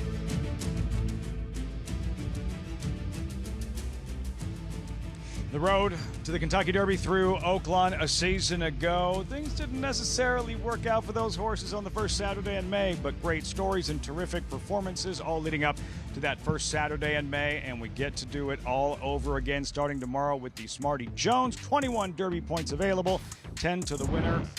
Lucrative, Megan, Southwest, Rebel, Arkansas Derby, all north of $1 million. Can you believe that? That's incredible. Insane. The most lucrative circuit on the calendar for horses, pointing to, of course, Louisville, first Saturday of May, and it has attracted a very competitive group here in tomorrow's Smarty Jones. I'm quite excited about seeing how these horses progress. The likes of Brad Cox, we've got Kenny McPeak with the duo, Mark Cassie with the duo. It's a very competitive group. Are you excited to see Boca Beach Club 4-1 on the morning line with Luis Saez? We had a chance to see him opening day, defeated favorite, runner-up in the Advent Stakes. He's one that contends with a huge stretch out and distance. He's been speedy and quick. He's shown his ability with strong figures as he contends with a very sharp cutback, I would say. No, it's a stretch out in distance there as you see him running on to Dirty Rich, who we'll see in the Renaissance tomorrow. But it's always a task to have these horses go this two-turn route of ground, particularly when he's going up against horses that have already done so, Lafitte, and also has a very sharp 46 work in his last weekend. So to me, sometimes I wonder, always hesitant to see, did they run their race last weekend doing so? So we'll see how he handles this route of ground tomorrow. The strong addition of this Smarty Jones. And in Rancho Santa Fe, who is the 5-2 favorite for trainer Brad Cox, who's won multiple Smarty Jones in recent years. Rancho Santa Fe, what has he shown you in his first couple of starts, coming in undefeated? A workmanlike performer who is bred through and through for this distance. Beautifully bred, homebred there for Gary and Mary West, for trainer Brad Cox, who has familiarity with these workmanlike horses that just does enough to get by. We'll see how he continues to progress. Everybody at the barn has really liked the way he's come on, checking in with Jorge Abreu there, Georgie there for the Brad Cox barn. The assistant, of course, to Brad here at Oaklawn, loves what he's been seeing from him. Brad is excited as he's continued to develop physically, and this has been the circle date on the calendar for this colt. The plan all along, numbers staggering for trainer Brad Cox. That Derby win with Mandaloun by disqualification. I think, though, wants to experience it firsthand, though, actually having a chance to see, to watch the horse you train cross the wire in front and win that Kentucky Derby. Every trainer wakes up, and that's the goal. Everybody wants to win the Kentucky Derby. And, of course, Brad Cox getting the technical title with Mandaloun. But, boy, is he hungry as ever to capture one in front and not through disqualification. A couple of years ago, Catching Freedom went on to win the Louisiana Derby. Very good effort in the Kentucky Derby. All roads leading to the first Saturday in May. Smarty Jones tomorrow afternoon from Oaklawn. You'll have it right here on America's Day at the Races. Universe, the one I'm really intrigued by and might have the most upside in terms of legit Derby potentials. The barn likes him as well. I really thought he was impressive there on debut. We saw Dragonis, run a pretty solid race earlier on the card. Didn't break through that maiden, but he's always been highly thought of. And man, being in the barn around him, he is just a classy individual, a fun one to watch. Co-owned by the same partners who captured the Derby with Mystic Dan with that inside draw. He's going to be very competitive in this race. Grade 1 place there in the Champagne. About the upset we just saw moments ago, Spring Dancer, with all the bumping and jostling going on behind her. She's out in front all by her lonesome, gets brave on the lead and steals this thing at a big price, $51.80 in the end. When you look at this race on paper, there was so much speed on deck, and then it just turned into this chaos event. Everybody bunching together. This horse kind of moved over a bit and was able to assume that position on the front end and cruise control home, but man, was that a chaotic 10 to 15 minutes of time there. $51.80 for your would-be $2 investment. One of those races, Megan, you have to go back and watch 5, 6, 7 times to get a really good gauge on all the trips and everything that went on behind Spring Dancer. I wanted to bet Jen's Beach Road back from her previous effort, and I want to bet her back off of that effort. Hopefully we'll see her continue to get a smoother trip, but long shot winner got the best of what was a chaotic situation on the lead, away from some of the traffic woes that others faced. Chaos, you say? How about an Arkansas bred maiden affair to close the show? It's our favorite with Whitley early on, the favorite at 9 to 5, about 11 minutes to post. Experience edges can be key, but this horse, as many Arkansas breds do, is contending with a layoff. We'll see if this horse can come back fit off of the bench for the Ron Moquette barn. One left on this eve of these Smarty Jones horses in the paddock. Who's ready to graduate? These Arkansas breds. Riders up, post parade, one left in Hot Springs. You're watching America's Day at the Races. In racing, bloodlines are kingdoms, and every kingdom needs an heir. Sired by Uncle Mo, Kingsbarns was chosen for greatness. An $800,000 two-year-old built like an empire. He defeated champion Arcangelo on debut, dominated the Louisiana Derby in his third start, and achieved a defining victory in the Grade 1 Stephen Foster. Kingsbarns, where the line of kings continues. A provision in a bill passed this summer reduces the tax deduction for wagering losses from 100% to 90%. This unfair change would tax horse players on a percentage of their losses, could cost over $1 billion in handle, and threaten thousands of jobs in the racing industry. That's why the NTRA is fighting to pass the Wager Act, a new bill that would restore the deduction to 100%. Tell Congress to pass the Wager Act. Visit ntra.com/wager. New York breds. Race them. Respect them. Bet them. Respect them. Breed them. Respect them. Buy them. Respect them. Train them for a second career. Respect them. Join us in respecting thoroughbreds at every stage of life. Learn more at nybreds.com. Racetrack Television Network brings you every race, from every track, on every screen, every day. With monthly packages starting as low as $5, RTN gives you great value and access to more live HD streaming and race replays than anyone. Visit RTN.tv today to sign up and watch on almost any device, including Roku and Amazon Fire. RTN has packages that start at $5 per month.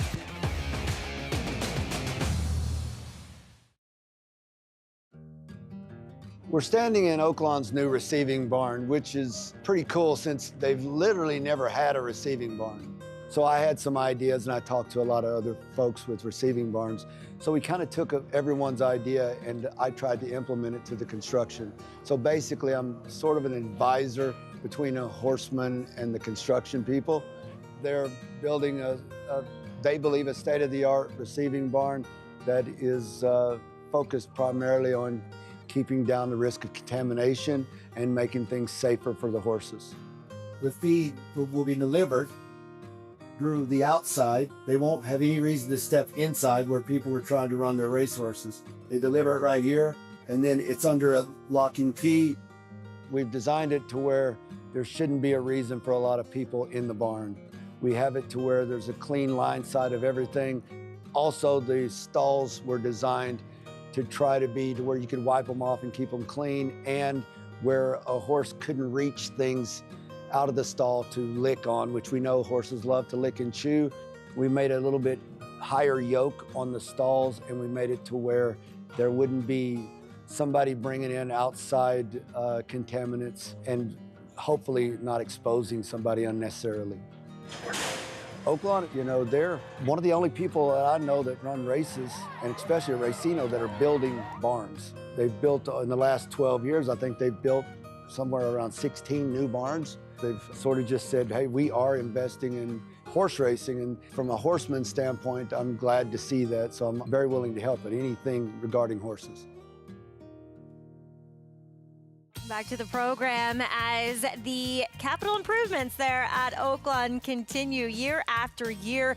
New receiving barn, Meg. It'll make it a lot easier to do the shows when we have to get, you know, those barn hits with the ship-ins and not trying to track them down. Yeah, for the longest time, they would ship in and go into a stable that they were friendly with the other trainer, or they had mutual owners with that other trainer. Now we know where they'll be at. They'll all be centrally located. Looks like a great barn. I love that they conferred with Ron Moquette on how to put together a proper receiving barn. With, as far as you don't want cross-contamination. You want everything to be, perfect, right? Absolutely. As the finale is getting prepared in the paddock there at Oaklawn. So we're about 11 minutes out from the 10th race. And as you heard Lafitte say before the break, well, of course, it's Arkansas bred maidens to cap things off, going the 6 furlongs. And Meg, we do see a 2-to-1 favorite, Whitley, who took a lot of money on debut. We're going to see if he can make good on the promise he did not keep first time out. Yeah, I don't think he had much excuse visually. Now, obviously, he went to the bench and hasn't been seen since last February, so there must have been some sort of a physical issue. But this was a horse that I know Ron Moquette was very high on. Obviously, he took all that money first time, and he's been working lights out, steady, half miles, one faster than the next. Now, from a horse that only has 1 start to one that has 13 coming into here. That's your current second choice at 5-2 is number 5, God's Country. We'll take a look back at his start 2 races ago. And obviously with these Arkansas breds, you often have horses coming in off layoffs because there really is no point in running them when they're not racing at Oaklawn. Well, would you want to break your maiden with an Arkansas bred in a much smaller purse in a different jurisdiction, or wait, race at Oaklawn now that the season's extended for a $100,000 purse for maidens? My problem with God's Country, obviously fast enough to win, runs consistently fast enough to win. Also consistently finds ways not to win. Yeah, like not switching his lead here. I mean, he was on the wide chase throughout, but he did himself no favors of not switching over to his outside lead in the end. Yeah, he was on the wrong lead, and also the fact of the matter is he actually didn't even finish second there. No. He never got by the horse on the lead. Some horses are more herd-bound than others, and they like to run with horses as opposed to running by horses. And when a horse is 0 for 13 and has run fast enough to win and hasn't, I start to think that maybe they're just more herd-bound. Now, to be fair, that form would bear out in the subsequent race on May 3rd, kind of the last of the season, in which Hicko still finished in front of God's Country. Well, he doesn't have to deal with Hicko, at least, in this race, but it does look as though this is a fairly interesting field to close things out. You and I talking about a first-time starter and having some giggles at the morning line of 30-1 on the 9 Triple Up, who is sitting there at 7-1, who has a really nice pedigree for an Arkansas bred. Yeah, that's what I look to pedigrees a lot, Maggie, with first-time starters. We don't have proven form to go on. But the mare of this horse, has had 5 foals to win. 3 of them are stakes winners, and 3 of them won on debut. And when I see a mare throwing debut winners consistently, that tells me there's precocity in the family. And furthermore, by a stallion that, doesn't stand in Arkansas, an upstart, they kind of outsourced a little bit. When you're dealing with, a lot of horses that are standing for $1,500, he stands for $25,000, and he often gets horses to win early. Yeah, upstart, trained by Rick Violet. We lost way too soon. I think this horse is very interesting. The fact that this horse has taken money down from 30-1 morning line to 7-1 at the moment. And Shea Stewart, I know, wouldn't necessarily bear out his success with first-time starters, but I remember him winning with a ton of horses that were big prices at the meet last year. Yeah, listen, there are a lot of connections we're less aware of. They're still capable. We'll see if Whitley can run to his backing today. He just went by. Here's another first-time starter for Ernie Witt, Cool Under Fire. Yeah, first foal out of this mare by Mark Valesky, who does stand there in Arkansas. Jade Cunningham takes over with number 3, Willie Cutts. Yeah, it feels like this one's just going to have to improve, and he comes out of the Steve Asmussen barn. Not easy to improve off of him. Brett Calhoun sends out Perfect Dial. Yeah, I just feel like this horse is going to have to get faster than what we've seen. Lucky number 14 for God's Country. See, he runs fast enough to win. He's just got to show me he wants to win. Right. And here's a long shot in number 6, Golden City Street. Has a couple of races recently that were improvement from his form last year at Oaklawn. Been down in Louisiana as Get Out Your Wallet returns as a gelding. Yeah, so a bit of a makeover there, and first time running against Arkansas breds. I thought taking on the run was a little bit interesting here, 5-1. Good effort at Lone Star. Now you get back with Arkansas breds off the layoff, but another one with a steady work tab. Here's that first-time starter we were speaking of, Triple Up. Acting good with the pony, seems professional, has a win early pedigree. Number 10 is Super Miz. We'll put the blinkers on. Yeah, it was real bad at the gate on debut. Got to keep an eye on that one at the starting gate.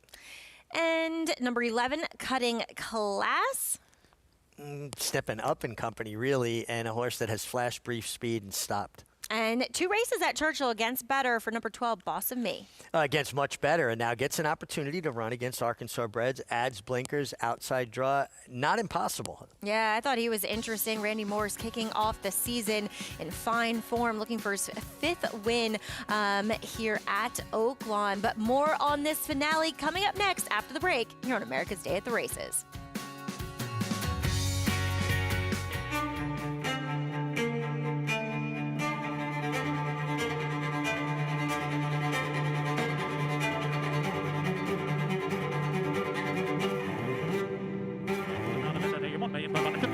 $1,600,000 $1,600,000 $1,600,000 bid now bid now $650,000 $1,650,000 anybody else want $650,000 bid today $1,650,000 $1,600,000 thank you. You bet with Naira Bets. Bet any track, anywhere, anytime. Download the Naira Bets app to play today and get a $200 deposit bonus. Watch live horse racing. Get expert picks. Boost your bankroll with weekly promotions and hone your handicapping skills with exclusive tips and tutorials. Download the Naira Bets app now. Sign up now to claim your $200 deposit match bonus. You bet with Naira Bets.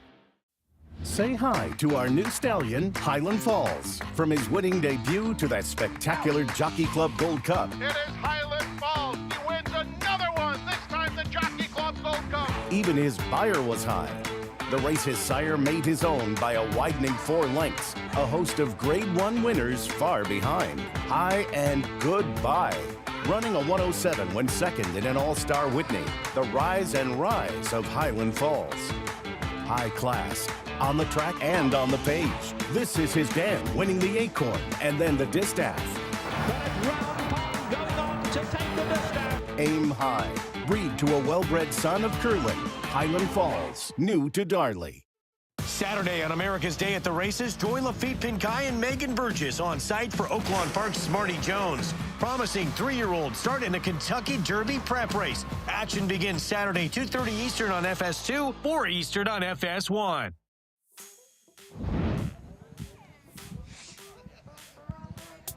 Winding things down on this Friday at Oaklawn Park on the eve of the Smarty Jones, closing things out with another Arkansas Red Maiden puzzle. And you're looking at the favorite. You were looking at the favorite in Whitley, 5-2 as the temperature's dropping, Megan, and I'm getting cold. Sniffles. You hear my sniffles? Sorry, Lippy. I'm not going to get you sick, I promise. A little bit chillier here as we wind down the program, just moments away from this 10th and final. And yeah, it's kind of a thing, the Arkansas bred maiden affairs. You get these big fields, they're wide open. And Whitley, though, who took a lot of money, as Maggie and Richie were discussing in his first start, things didn't work out on that afternoon, and a 4th place finish, tired a little bit late. First start, that's fine. Room to improve. That was last February, of course. What are you expecting in his second career start? I liked what I saw from this horse off the bench for Ron Moquette, who I will say, off of the bench, not the greatest of numbers, but this horse has been very strong in the mornings. You back-to-back sharp works, 47 and change, and looks fit. He looks prepared. I thought he looked best in this group from a physical perspective, where, I mean, he's been working in the mornings with the likes of an older horse, an Arkansas-bred Rock Solo, who's black-type placed. So they like him. He's he's bred and owned outright by Ron Moquette's Southern Springs Stables, and I really like this horse exactly where he's at. Half to 2 winners, both did so on the dirt sprinting, and he just has been really traveling nicely under Evan Roman in the preliminaries, and I don't have any issues with him, albeit this is Arkansas-bred maidens, and he is at a short price on the inside. Maggie touched on the action on the first-time starter, Triple Up, number 9, the debuting runner, 30-1 on the morning line, 5-1 for his debut, the first-time starter by Upstart. You have to pay attention to the tote board at Oaklawn. Yep. When people know, they know. Coming down significantly off the morning line, and I agree with Maggie and Meg. The pedigree is incredibly interesting. A son of Upstart, an Arkansas bred. You don't see that very often as far as the sire, and he's athletic. He's donning a winter coat. He's not the flashiest. He's got some length of body to him. He's a little lighter in his frame. I think he might even want more distance than this. But they're with Amir Mendoza, who's been off to just a fantastic start. But I will say this. A little bit of some gaps in the tab. Just 3 works back since he was kind of taken back there in October of 2024. It comes back with just 3 works. So a little light on the works for me. Appears fit, but it's going to be a definite question here first time out with those gaps. First day on the job, Triple Up, ready for his debut. Nice long look at Whitley. Not the first day on the job for Willie Cutts, number 3, now with trainer Jade Cunningham, was previously with Steve Asmussen.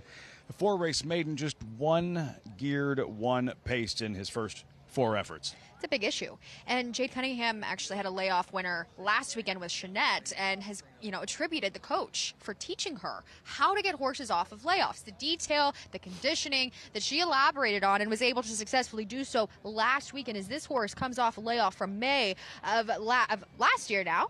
I keep forgetting that it's 2026. But I liked this horse from a physical perspective. 7 works off the bench and back against those Arkansas breds where, again, 1 paced. I anticipate hopefully showing a little bit more speed, but half to stakes placed. Watch this birdie, a really nice Whitney female family there, and a half sister to Birdmaker, who was grade 2 placed in the Goldenrod. So certainly some pedigree to back there at 7-1. There, Triple Up. The first-time starter, another debuting runner, number 2, Cool Under Fire. Ramon Vasquez takes over. Coldish on the board, 15-1, Cool Under Fire. Cool Under Fire, one that it didn't quite, to me, match up in this group, and one that, like shuffling through my notes here, it's been a day, but first-time starter for Ernie Witt, and physically I just thought that he probably needed a start, and one that it's kind of a pattern with these horses coming out of that barn that they tend to look like they need their starts off the bench. At the gate, Whitley, 5-2, Arkansas-bred maiden, sprinting 3/4 of a mile. One final time up to Matt Dinnerman with the load and call, 10th and final live from Oaklawn Park.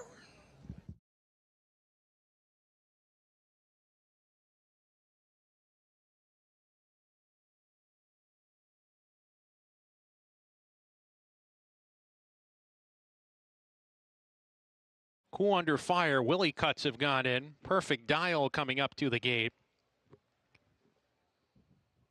Then God's Country walking in. Super M's. Post 10. 2 back. Cutting Class.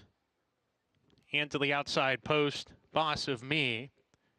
They're about to load in Golden City Street.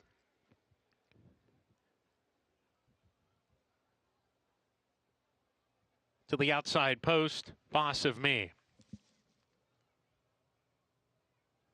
We're ready to go in the finale. God's Country moving around in there, settling down.